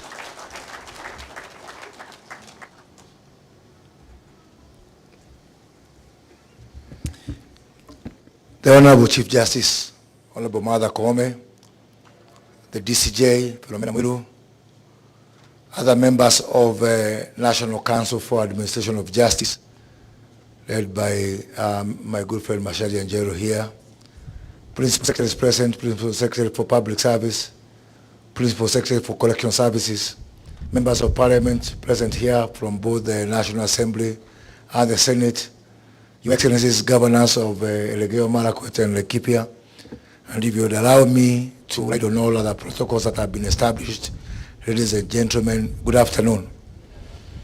I'm here to convey on behalf of the Ministry of Public Service, Performance and Delivery Management in particular, and the Executive in general, our warmest congratulations to the Judiciary under the leadership of the Honorable Chief Justice and the President of the Supreme Court for this really historic milestone that you have achieved. I am particularly excited that the wider context with which I view this in the context of democratization of access to justice, for me something that is extremely important. So using this online filing, now everybody, senior, junior, poor, urban, rural, can have exactly the same rights and privileges to access to justice any part of this country. And for me, this is a very, very major development in our nation development process. This today is not about the judiciary, it's about how we are going to develop as a society. A very critical milestone which is indeed celebrated by all of us. Honorable Chief Justice, I dare say that for the last 60 or so years, two things. One, access to justice has been a premium product. The preserve of very few people, extremely few people within our society. Even more striking, and I've seen President of LSK, the Uri is here, legal representation is not just a luxury, a premium product. It is actually a luxury product. Yeah? Very few of our citizens have got access to lawyers who can be able to represent them. Even less have got access to, the infrastructure that is required to access justice. But the equalizer, the one that makes all of us equal, none can do it better than technology. And that is why I want to thank you for this milestone. I have to admit that from the executive, I have seen several things where the judiciary is far much ahead of us. And I have to admit on that. Probably because maybe you have got some advantage. A wonderful system like this, you can launch it without somebody filing an injunction. So, which privilege is not, is not equally enjoyed by some of us. You know, we have tried to do something similar things, you know. For the last 3 months, up to the 19th of, I think 19th of February, we couldn't, to be precise, up to 23rd of February, we couldn't issue national IDs to our young people for 3 months because of an injunction. And so do not take this for granted, that nobody went to court to stop you from implementing the system. So because we could not issue the Maisha number, we were stuck with things that we couldn't do. Even now, we are stuck on so many things. So when I grow up, I want to be the judiciary where I can do everything without somebody having to, you know, to stop me. But indeed, there must be things, and that's where I'm driving to, that we must agree on. You know, things like automation, things like digitalization, things like, you know, because the only way to fix society is to fix society through processes. The sure bet of how we can fix our processes is through automating, because human beings are born different. We are not like zebras. If you go to the Masai Mara, you cannot differentiate between a male zebra or a female zebra, a young zebra or an old zebra. They all look the same. But human beings, unfortunately, or fortunately, we are all different. So only by following a single common code, which is the digital processes, that we can be able to ensure that we can have compliance and enforcement across the board. As I wind up, let me just finish by asking that where one arm of government, and I'm really liking the new environment. I know we have had our push and pull in the past, but now I'm finding a fresh air of cooperation across, you know, many areas of the 3 arms of government. As you are aware, we launched our collaboration between the Judiciary and Huduma Kenya, where now we are rolling out a Huduma desk, a Judiciary desk in all our 52 Huduma centers, so that those of our citizens who do not have access to broadband, do not have access to smartphones, do not have access to gadgets that can be able to do the e-filing, they can walk to the nearest Huduma center, and somebody can, using this system, be able to do the filing for them. And we are working with our members of parliament through NGCDF to roll out Huduma Center in every constituency in this country. And as I promised you, Honorable Chief Justice, each of those Huduma centers going forward will have an enclosed room for judiciary.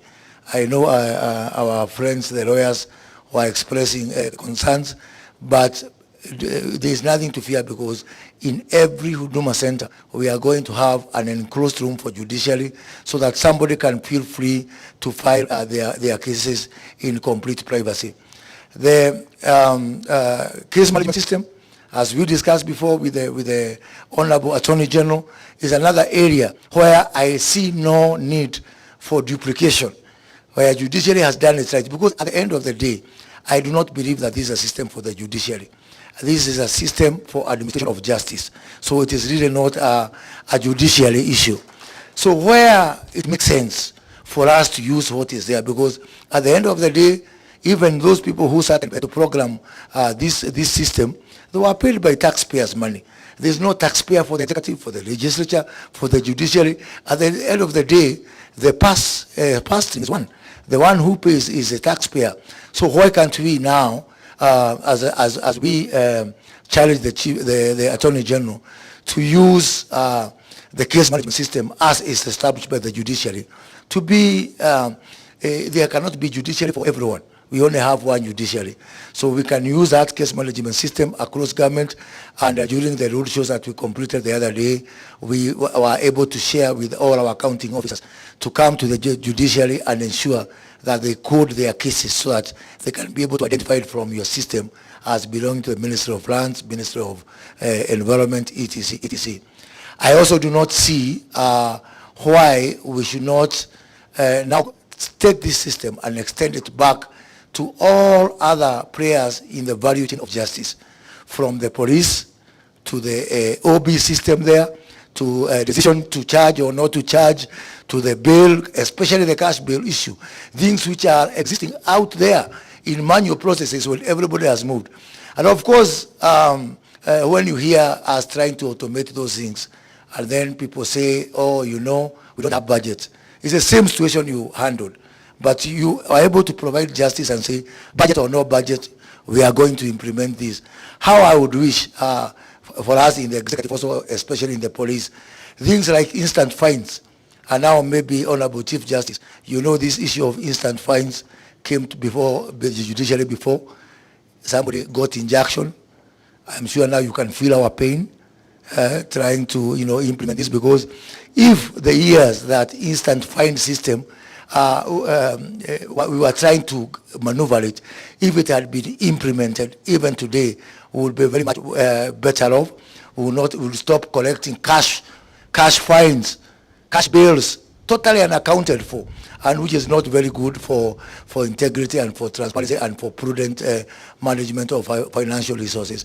So I really wish that within the NCAJ, you all see together with all other players in that sector to be able to see how we can be able to stop duplication. And if someone has pioneered something, let everybody else, instead of wasting taxpayer resources to actually ride on the foundation that has been set.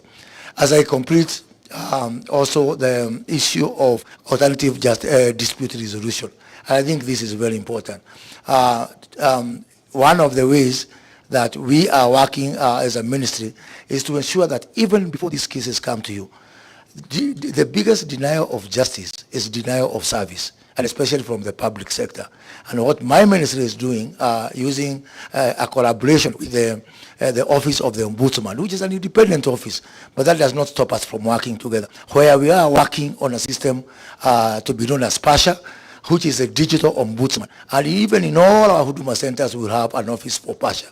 What that means is that even before we come to you, administratively, we'll have been able to do a name and shame of anybody who is denying service to Kenyans and taking administrative action so that we are able to minimize the number of cases that are filtering through to the judiciary and managing it from that perspective.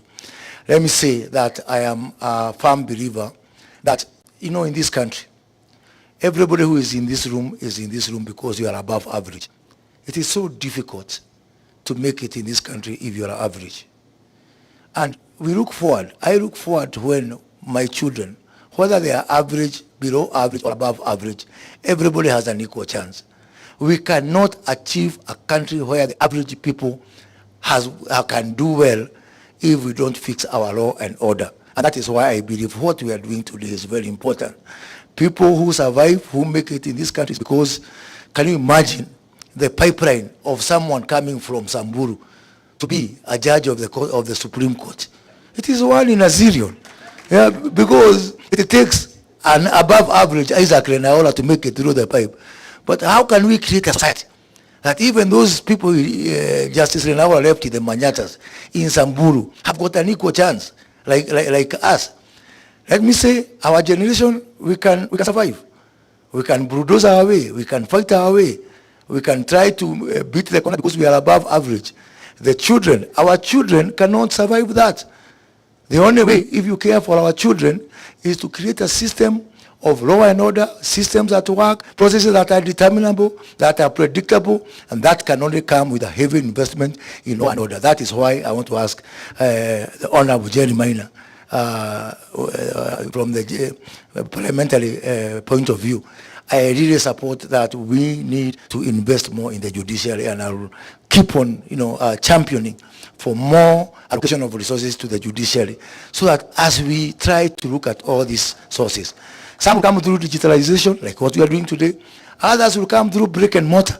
And I'm reminded by DCJ Mwelu that the only time we remember this Supreme Court is during the petitions.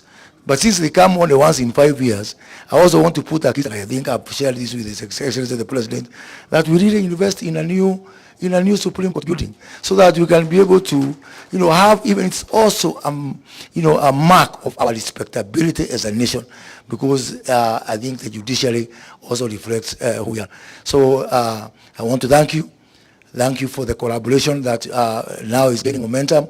We are solving so many things that would have been to and fro. The engagement that we're having right now, the tripartite collaboration between the judiciary, the legislature, and the executive that you spearheaded with His Excellency the President is really a step in the right direction. I thank you all and congratulate you. Thank you.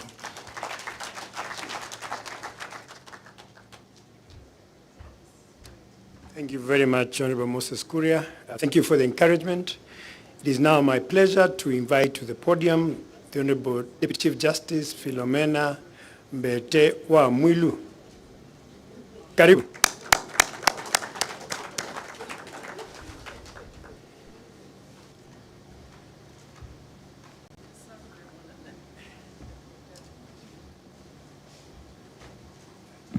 Yeah.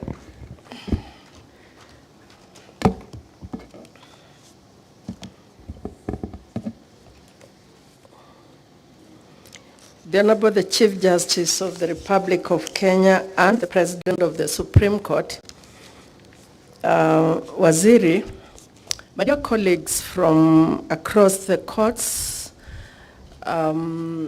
special friends we have here, the development partners without whom a lot would not happen in this space, and all friends of the judiciary who are today present, starting with our friends from the fourth estate. Good afternoon. We thank the Almighty God for bringing us to this day. I've stood here a number of times talking about what we are talking about today, and I'm glad I'm here today to talk about it from a totally different perspective. It goes without saying that a strong and adaptive judiciary must of necessity harness ICT in service delivery. Our strong judiciary is an institution through which judges and judicial officers, supported by a good staff component, can efficiently and effectively serve the people from whose delegated sovereign authority, judicial authority, is derived. An adaptive judiciary is an institution that is equipped to first deal with the novel and fast-changing challenges in our dynamic local, regional, and international contexts, and second, that is agile and able to change, to transform in order to continue to effectively undertake its core functions. While not being a panacea for the access to justice challenges that we face, digital solutions are front and center in the efforts to enhance and improve service delivery. ICT has enormous potential to improve the administration of justice as a cross-cutting imperative across all aspects of the judiciary's operations, judicial and administrative. Today's national rollout of the judiciary electronic filing, the e-filing system, will provide a platform for court users across the country to initiate and complete the processes of filing cases and related documentation online. They do not need to visit a court registry, and they can easily and conveniently access case information and documentation online. The institution of the judiciary has learned a lot since e-filing was first piloted and tested in the Commercial and Tax Division of the High Court between June 2019 and June 2020. My brother, the Honorable Mr. Justice Lenaula, gave us the earlier history from 2004. Our efforts would have been ineffectual without the support and cooperation of stakeholders in the administration of justice. The NCAJ and the justice sector actors therein are critical to the success of the judiciary's digitization initiatives. We must continuously engage as partners in the justice system and be ready to incorporate feedback and ideas. To me, there is also need to simultaneously equip all justice system actors with adequate ICT infrastructure to develop synergies with the digital solutions they possess and or are being developed, and to ensure cross-institutional training to ensure that users are well acquainted and able to operate these systems effectively. It's pointless being top-notch at the judiciary and not the same way at the DCI, at the DPPs, and at the prisons where our clients are sometimes held. User experience and feedback is vitally important. Digital solutions are not good in themselves. They must have a tangible and beneficial impact on the experiences of our clients and our court users. It is critically important for digital solutions to be forward-looking and flexible. This is a key sustainability requirement, as the fast-developing nature of digital technologies has the potential to render seemingly plausible digital solutions obsolete. It is important that our customers, our court users, feel the benefit and value of these solutions. Similarly, judges, judicial officers must also feel that these solutions enhance their efficiency, make our work easier, and improve the dispensation of justice. Our digital systems have faced a number of significant challenges that must be addressed. From inconsistent power supplies to a lack of stable internet connectivity to technological failures, challenges that have led to significantly disruptive system downtimes. Inadequate financial and human resource coupled with inadequate resource for training users, both internal and external, further inhibit the effectiveness of these ICT systems. A further core challenge in the implementation of the digital solutions is the human factor. The same persons who frustrate service delivery through manual systems will be the same people who frustrate the implementation of digital solutions. That's how I see it. We must therefore continue to improve our human resource capacities, capabilities, qualities, and integrity. Change management and institutional culture are crucial components in the deployment of these digital solutions. Without ensuring that the values and principles of public service as contained in Article 232 of the 2010 Constitution of Kenya imbue all those implementing our digital solutions, these solutions, no matter how innovative and progressive, shall also be vulnerable to abuse and therefore to failure. God forbid. In utilizing digital solutions to improve access to justice, the judiciary remains cautious not to disenfranchise already vulnerable and marginalized groups.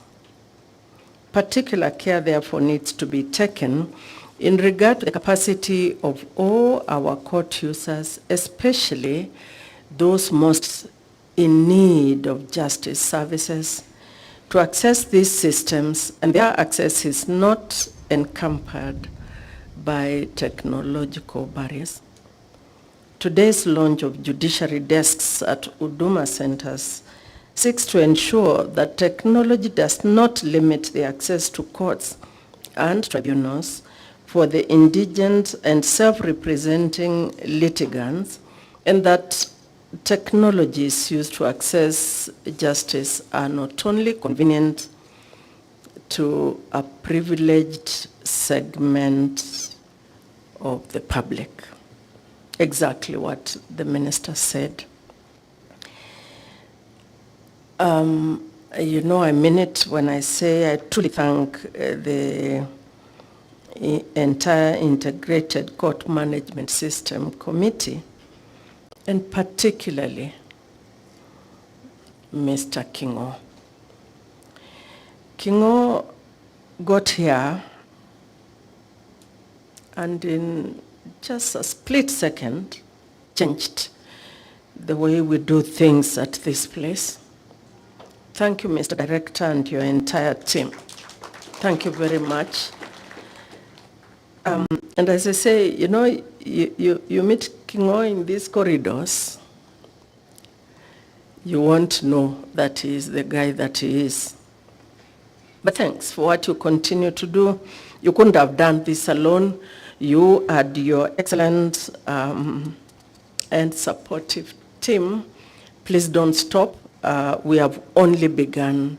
And the things I was talking about earlier, ensure that they do not happen. Please continue to put in that exceptional service to ensure that ICT is harnessed towards enhancing access to justice through our institution.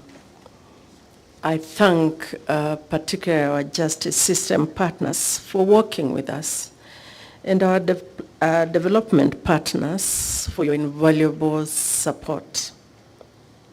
Thank you. We wouldn't be who we are without you.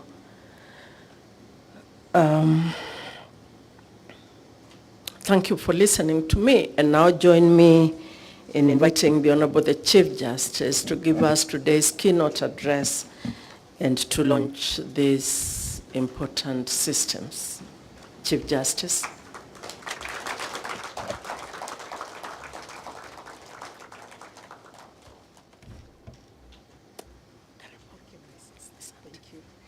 Thank you very much. Please, may we be seated? Thank you very much, my sister, the Honorable DCJ, for your remarks. Allow me also to recognize all of you for finding time to come and support us in this launch. I wish I had time to recognize each one of you by name and really state the support, the outstanding support you have given the judiciary, the Honorable CS, my colleagues from the JSC, the Honorable judges, magistrates, judiciary staff, our NCAJ partners, members of parliament. I see even my friend, Senator Velo, who is also a lawyer, the Law Society, all of you. If I had time, I would mention your name to recognize you in a very, very special way. But please accept our gratitude for your presence here today to witness as the judiciary embarks on this very significant advancement in our operations. Like all the speakers have said, it's a journey that began more than 20 years ago. When I joined the judiciary in 2003, in May, with my brother, the Honorable Justice Ibrahim, we were told that judiciary was going to embrace technology as an enabler to access to justice. But see what it has taken us. This is a journey of very, very serious collaboration and work by all of you, which I truly acknowledge.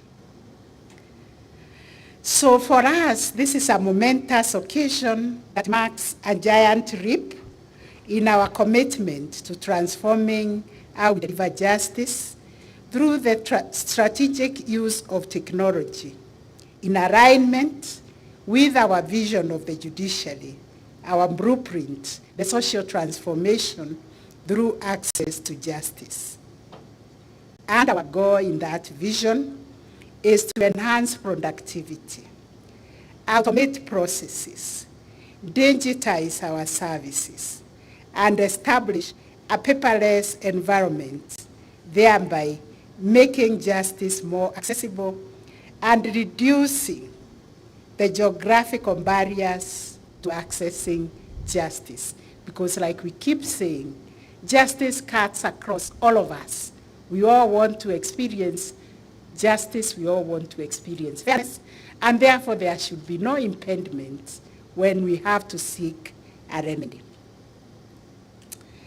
So in tracing the journey of e-filing in the Kenyan judiciary, it starts with the launch of the e-filing in Nairobi that happened under my predecessor, the Honorable Chief Justice Emeritus Justice Malaga, in June 2022, after many previous aborted false starts and initiatives that did not pick up.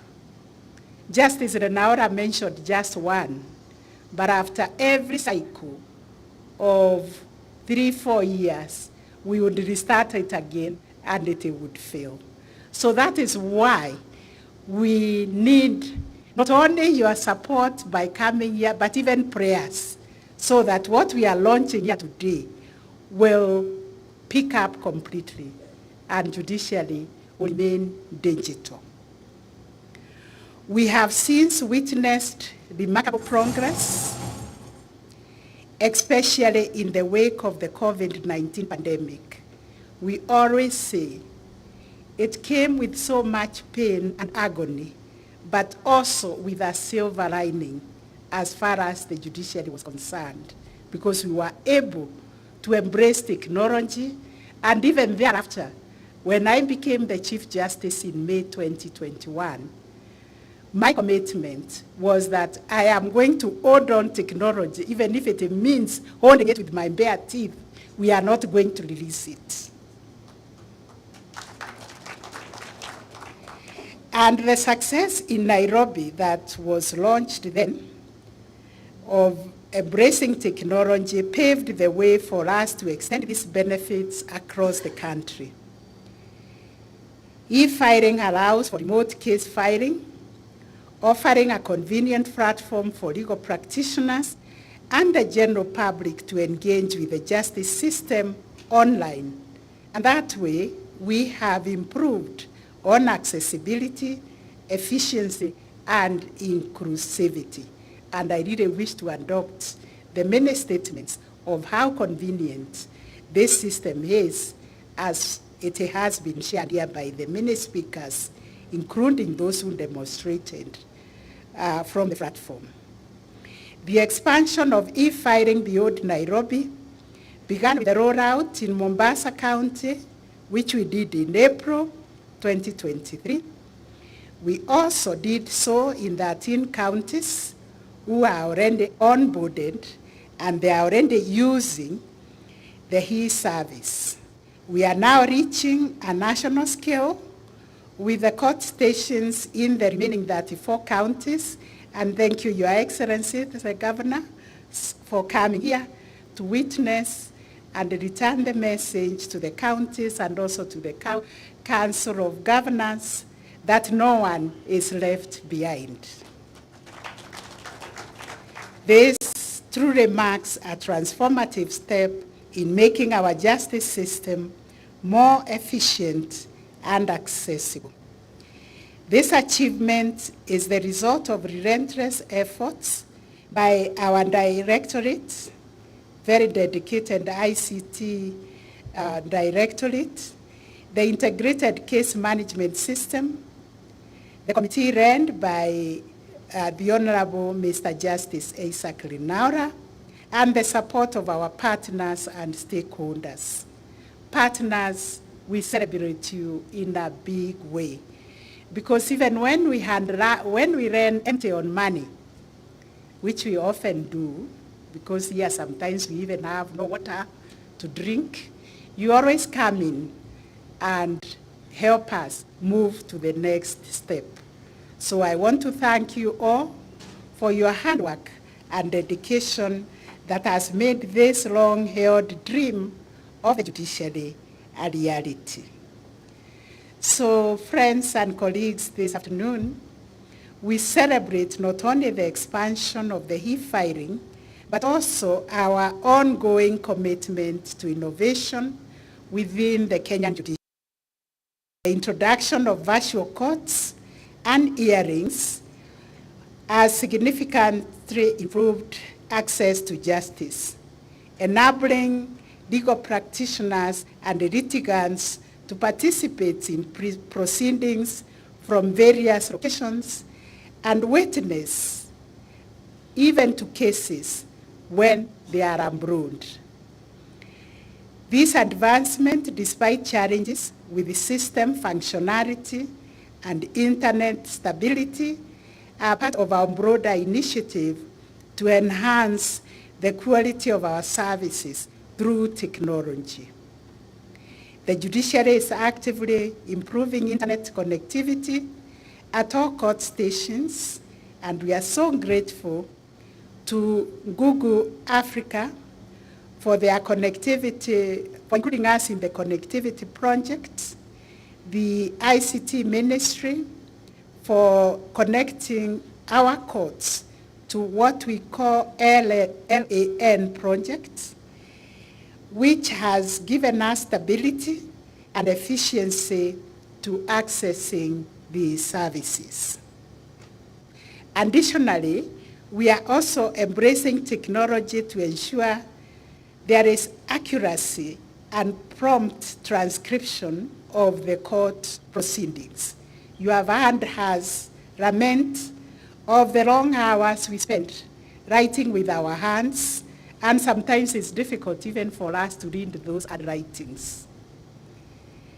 Now, with the establishment of a pilot transcription center, we are set to offer transcription services across the country, aiming to alleviate the workload on our judges and judicial officers and to expedite the hearing process.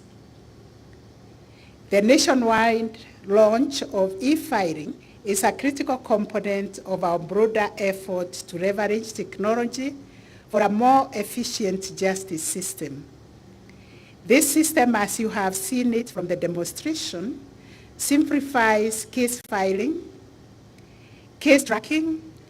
From the comfort of my smartphone, I can be able to tell what is happening in every court station in Kenya. And also the DCJ can do so. Every judge will also have their docket on the case tracking system. They can be able to track how cases are being filed and what judgments are being delivered. And to me, this is really promoting transparency, accountability, and responsiveness of our system of administration of justice. We really need to clap for that. The dashboard that can tell you what is happening on a daily basis is a great milestone. In addition to our technological advancements, the nationwide rollout of e-filing is a significant stride towards achieving a paperless judiciary, aligning with our commitment to green justice. Everybody is talking about climate change and saving our environment. So this initiative is not only merely about embracing digital transformation, it is a conscious effort to reduce our environmental footprint by transitioning from the traditional paper-based case filing to a digital platform. We are significantly cutting down on paper consumption, thereby contributing to environmental conservation and also saving some money, which we can now use on other infrastructural needs, including improving the system itself. The move towards a paperless judiciary reflects our dedication to sustainable practices and responsible stewardship of our environmental resources. We hope we can also be given those carbon credits that are being given for environmental protection. It exemplifies our broader commitment to a green justice agenda, wherein the judiciary not only ensures the rule of law, but also contributes to the protection of our planet. Through e-filing, we are demonstrating that the pursuit of justice can go hand in hand with environmental sustainability, setting a precedent for eco-conscious practices in the public sector. To further strengthen these green practices, and as I have been directed by some speakers who spoke here, I agree that from printings and documents, we need to stop printing paper, and therefore direct that the printings and documents will be accessed and processed online from the 1st of July 2024. I know we'll also be saving costs to the advocates who have to produce thousands of papers, including ink. Thus, no court should print printings and documents from 1st July 2024. The resources that go towards the purchase of printing paper and ink can now be used to buy desktop and laptops, including training. In addition, I direct the Directorate of ICT to work towards enhancing the user experience within our case tracking system by improving the layout of documents. This initiative should target making the platform more user-friendly, thereby facilitating easier navigation and interaction for all the users. We are also embarking on a comprehensive reorientation program that will run over the next 3 months, targeting all judges, judicial officers, and our staff. And this program is designed to familiarize and ensure all persons working within the judiciary are in a position to manage court processes through our online platforms. The enhancement program will ensure that our personnel are well equipped and comfortable using these digital tools. So as we embark on this new chapter, I would like to take a moment to ask us to reflect on the fact that the ultimate success of e-filing and indeed our broader digitization and automation efforts will depend on the buy-in and active participation of all stakeholders in the justice system. To our honorable judges, judicial officers, and judicial staff, I urge you to embrace this initiative like you have already done, because you have a hand. If we sabotage it ourselves, it will never work. Because this initiative presents us with opportunities that will bring greater efficiency, productivity, and service delivery. And to our legal practitioners, who are our very key stakeholders, and our litigants, I encourage you to familiarize yourselves with the e-filing and the use of it at its fullest potential. I was very impressed to see my friend and colleague, a senior advocate, from Voi log in with ease and navigate the system. By doing so, you will not only contribute to the improvement of our justice system, but also reap the benefits of a more accessible, user-friendly, and efficient platform for the resolution of disputes. More crucially, ladies and gentlemen, the integration of our e-filing system with the Uadilifu e-system that is operated by the Office of the Director of Public Prosecution exemplifies our commitment to interoperability and collaboration across the justice sector. I want to assure you, Honorable CS, that we are ready to onboard the State Law Office, the Attorney General Chambers. We are ready to onboard the police, the OB, and also their policies on decision to arrest, and also decision by the DCI to investigate, because we are talking about accountability. This integration facilitates a more coordinated and seamless experience for all the users in the justice sector, reflecting our collaborative effort towards enhancing justice delivery system through the technology innovation. So to our sister justice sector agencies, including the ANG chambers, the ODPP, the police, the prisons, we saw them log in very happily, the provision and aftercare services, the children's department, amongst all others. I am certain we will continue with a positive trajectory of working closely as we strive to realize the goal of ensuring that e-filing is fully integrated and operational within our systems. I also want to report that the NCAJ Committee on Digitization is chaired by our indefatigable Honorable Justice Isaac Lenaura, and I think we await for more success from the agencies as well. So allow me to talk about data tracking dashboard, which is marking another milestone in the judiciary's journey towards embracing technology for greater efficiency and accountability. This we are doing with the launch of the data tracking dashboard, a cutting-edge tool designed to revolutionize the way we monitor case processing within our courts.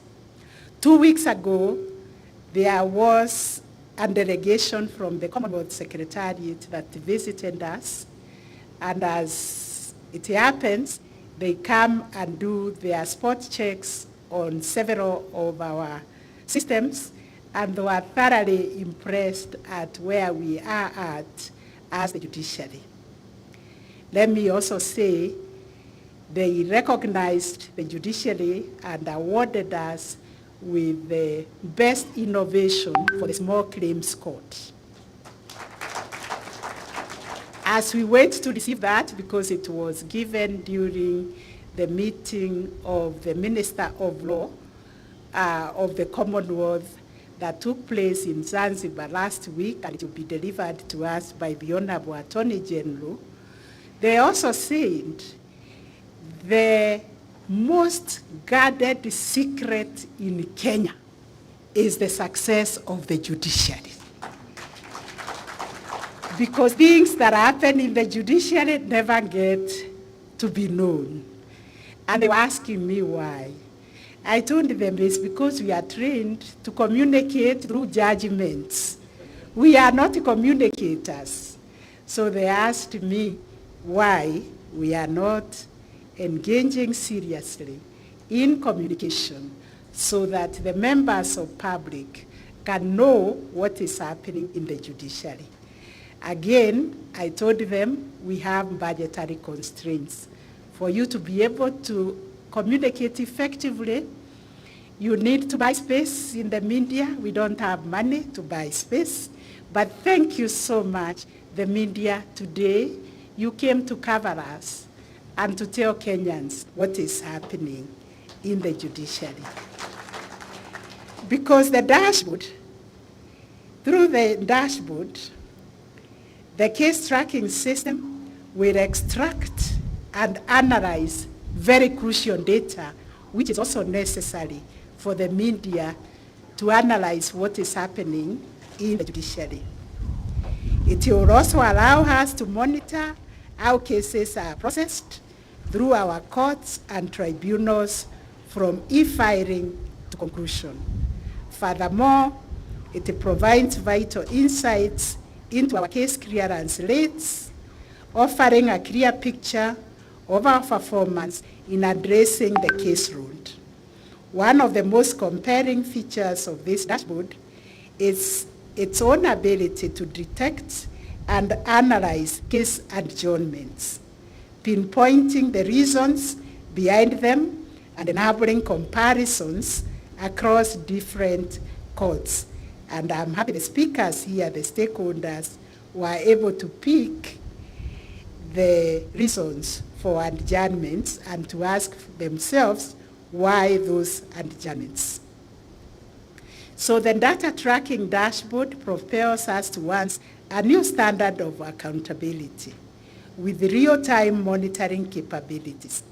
I, the Chief Justice, the Deputy Chief Justice, the heads of court can now oversee the progress and performance of all the court stations across the country. This technology ensures that our leadership is informed and empowered to address any challenges promptly, enhancing our operational efficiency. Starting tomorrow, 12th March 2024, this system will go live. It signifies a transformation in how we see our court's performance. For example, I will have the ability to access real-time statistics from any court or tribunal at my fingertips without the need for physical inspections. The Honorable DCJ tells us of our stories of having to go around the court stations to see how they are performing. Now she can do that from the comfort of her smartphone. This marks the dawn of a new era of a judicial accountability powered by technological innovation. Moreover, the dashboard is a critical tool for evidence-informed decision-making. It highlights the trends and case loads, such as identifying regions with high incidences of sexual and gender-based violence, guiding us in a strategic establishment of specialized SGBV courts. This analysis aids the entire justice sector by pinpointing areas requiring intervention, ensuring that our efforts are targeted and our efforts are also effective. To ensure accuracy of data in the CTS, we are also moving from the manual MS Word reporting tool to automated monthly return system, which compares input data from the data in the CTS. To facilitate this transition, I will also issue another directive that the Directorate of ICT should undertake a comprehensive training of all judges and judicial officers on the automated monthly return system and begin the implementation of the automated monthly return system. Let me also say something as I end on the Causelist Portal, yet another milestone in our continuous journey towards enhancing transparency and accessibility within the Kenyan judiciary. Availing to the public, the Causelist Portal is a significant step towards achieving our mission of making justice more user-friendly to all Kenyans. The Causelist Portal is an innovative public-facing platform that has been seamlessly integrated with our case tracking system. This integration allows for real-time updates and easy access to course lists, which are schedules of cases to be heard in court on any given day. I remember when I was a practitioner, every evening, a court clerk had to run to courts to collect the course lists. Traditionally, accessing these lists required litigants and advocates to engage in cumbersome and time-consuming communication with court staff, especially in court stations where they do not usually practice. You start calling a day before to find out whether your matter is listed. And this often led to inefficiencies and unnecessary delays. From today moving forward, the need for such indirect methods of obtaining court schedules becomes obsolete. With just a few clicks on the Causelist Portal, anyone, regardless of your location within the country or abroad, can easily find out when and where a case is scheduled to be heard.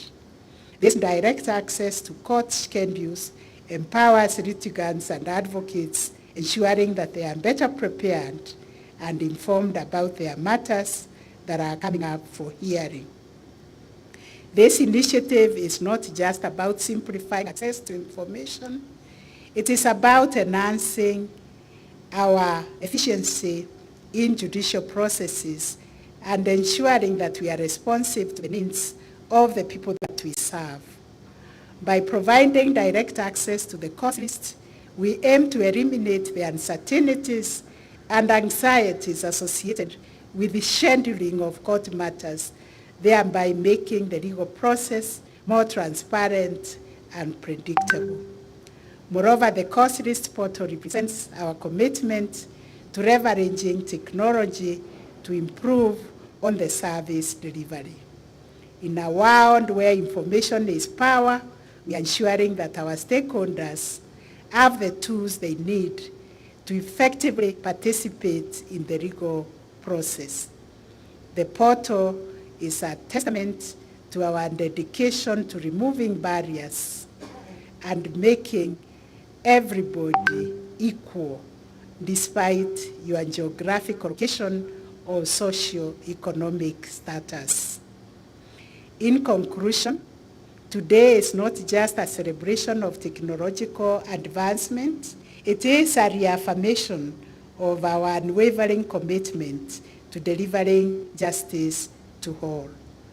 These three technological tools we are launching today embody our commitment to harnessing technology to serve justice better. They signal our dedication not only to improving the administration of justice, but also ensuring that we are responsive and in tune with the needs of the people that we serve. As we move to the future, let us leverage on technology for excellence in service delivery. Let us continue to work together because we will never succeed until we continue working together and leveraging on these tools to build a judiciary and a justice system that is accountable and accessible. I thank you all for your attention, your support, your commitment to the realization of these transformative projects. God bless you and God continue guiding you. Thank you very much. Thank you very much, my Lady Chief Justice. I will welcome you back to your seat.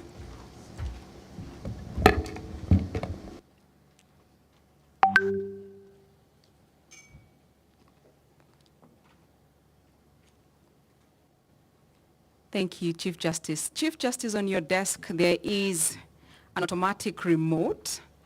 May I request, Chief Justice, that you now officially launch available the system. countrywide, advocates and citizens. ICT team, please let's be on cue. My Lady Chief Justice. Yes.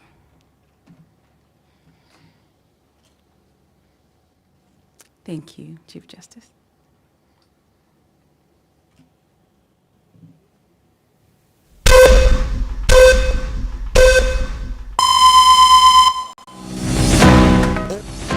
All courts go digital. The e-filing system, now available countrywide, advocates and citizens with a platform to initiate and complete the process of filing cases digitally. Use the system to file new cases, file additional documents in existing cases, make e-payments, track case progress, access decree or warrant, access judgment or ruling. In addition, visit the new Causelist Portal to access the cause list of any court online.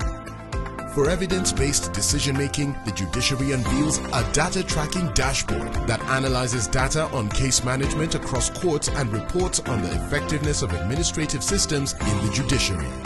We are committed to ensuring that all Kenyans access quality and timely justice in spite of their social, economic, or other status. Mahakama Kenya sasa ni dijitali. Social transformation through access to justice.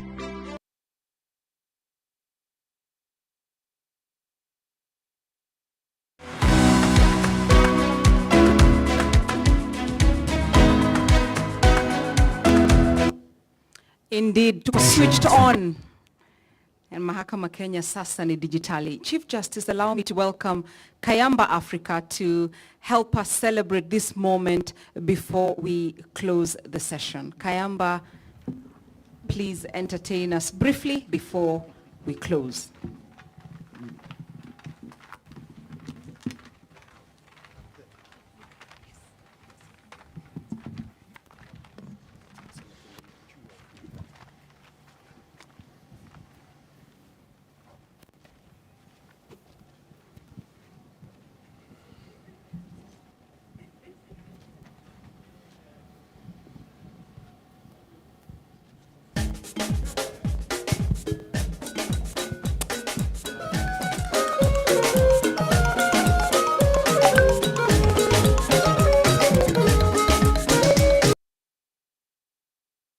Ambimole wabsundangari seva.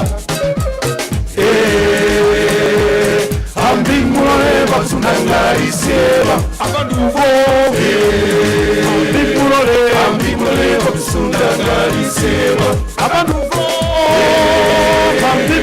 Ambimole wabsundangari seva. Siriya, Osiri, Siriya, Osiri, Siriya, Osiri, Siriya, Osiri, Siriya. Ladies and gentlemen, Africans celebrate by dancing. Please be upstanding and not enjoy meeting a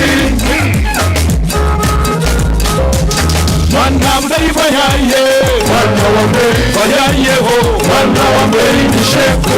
Mwana mberi bayaye, mwana wa mberi bayaye ho, mwana wa mberi ni shefu. Leti biwato tawakura, mwana wa mberi uri kumiha, mwana wa mberi shefu. Leti tulato tawakura, kumiha, mwana wa mberi ni shefu.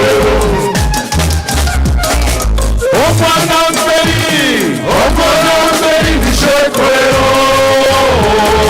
O mwana wa mberi, o mwana wa mberi ni shefu. O mwana wa mberi, o mwana wa mberi ni shefu. Haya, tingisha mabega kidogo. Tingisha mabega. O mwana wa mberi ni shefu.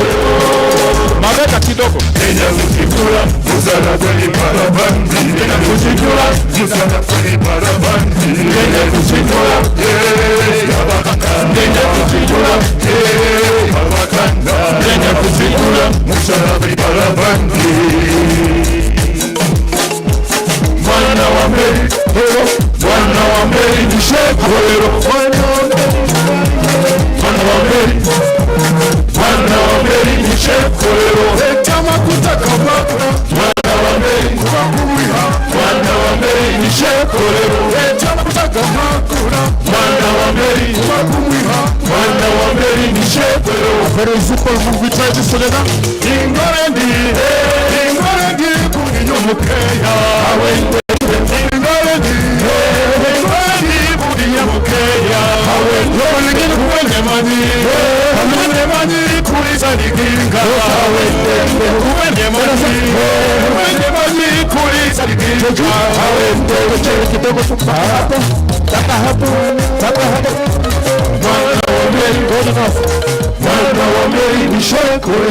Thank you very much. Thank you.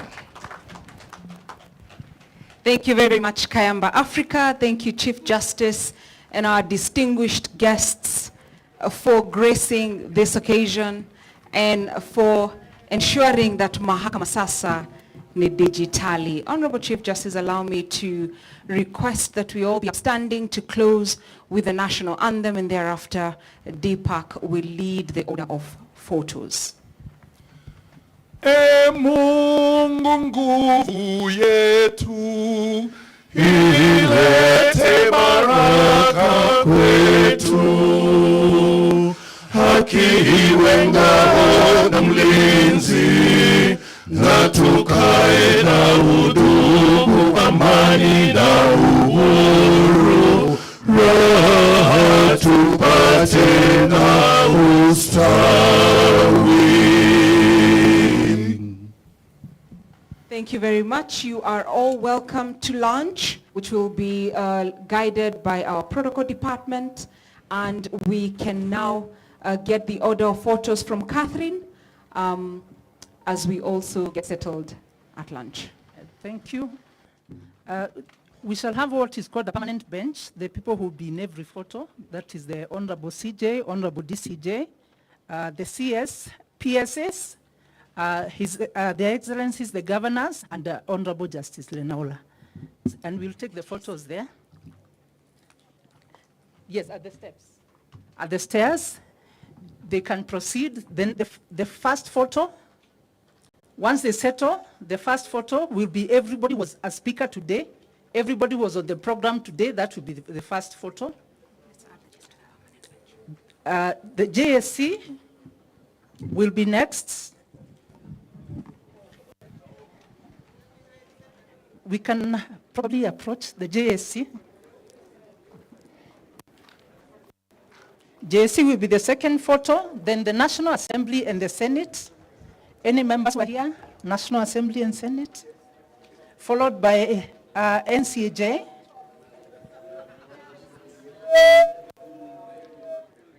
We are on the first photo, which is the speakers of the day, followed by JSC.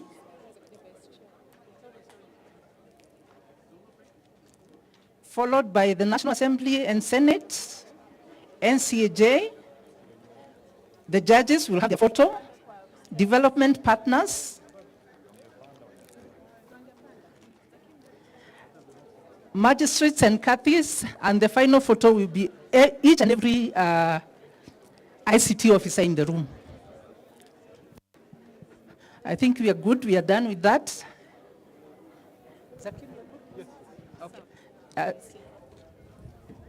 You can retreat the JSC to join. The permanent, we had said it's the Honorable CJ, Honorable DCJ, the CSS, PSS, Governors, and Justice Lenaola. That's the photo for the JSC. Anybody from the National Assembly and Senate? National Assembly and Senate, do I see anyone? Okay. Let's finish with the JSC first.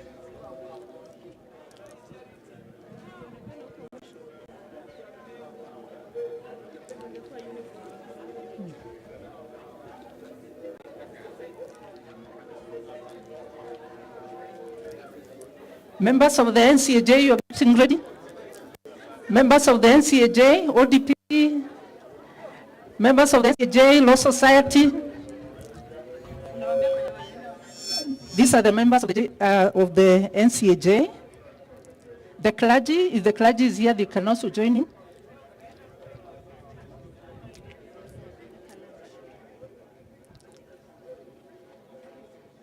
Development partners, get ready.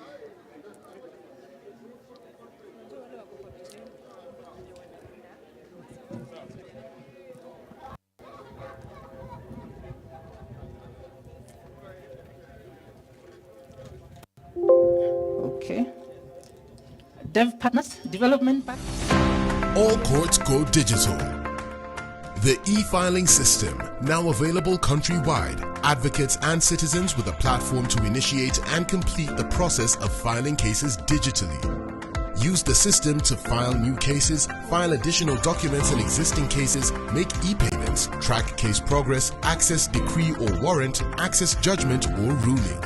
In addition, visit the new Causelist Portal to access the cause list of any court online. For evidence-based decision-making, the Judiciary unveils a data tracking dashboard that analyzes data on case management across courts and reports on the effectiveness of administrative systems in the Judiciary. We are committed to ensuring that all Kenyans access quality and timely justice in spite of their social, economic, or other status.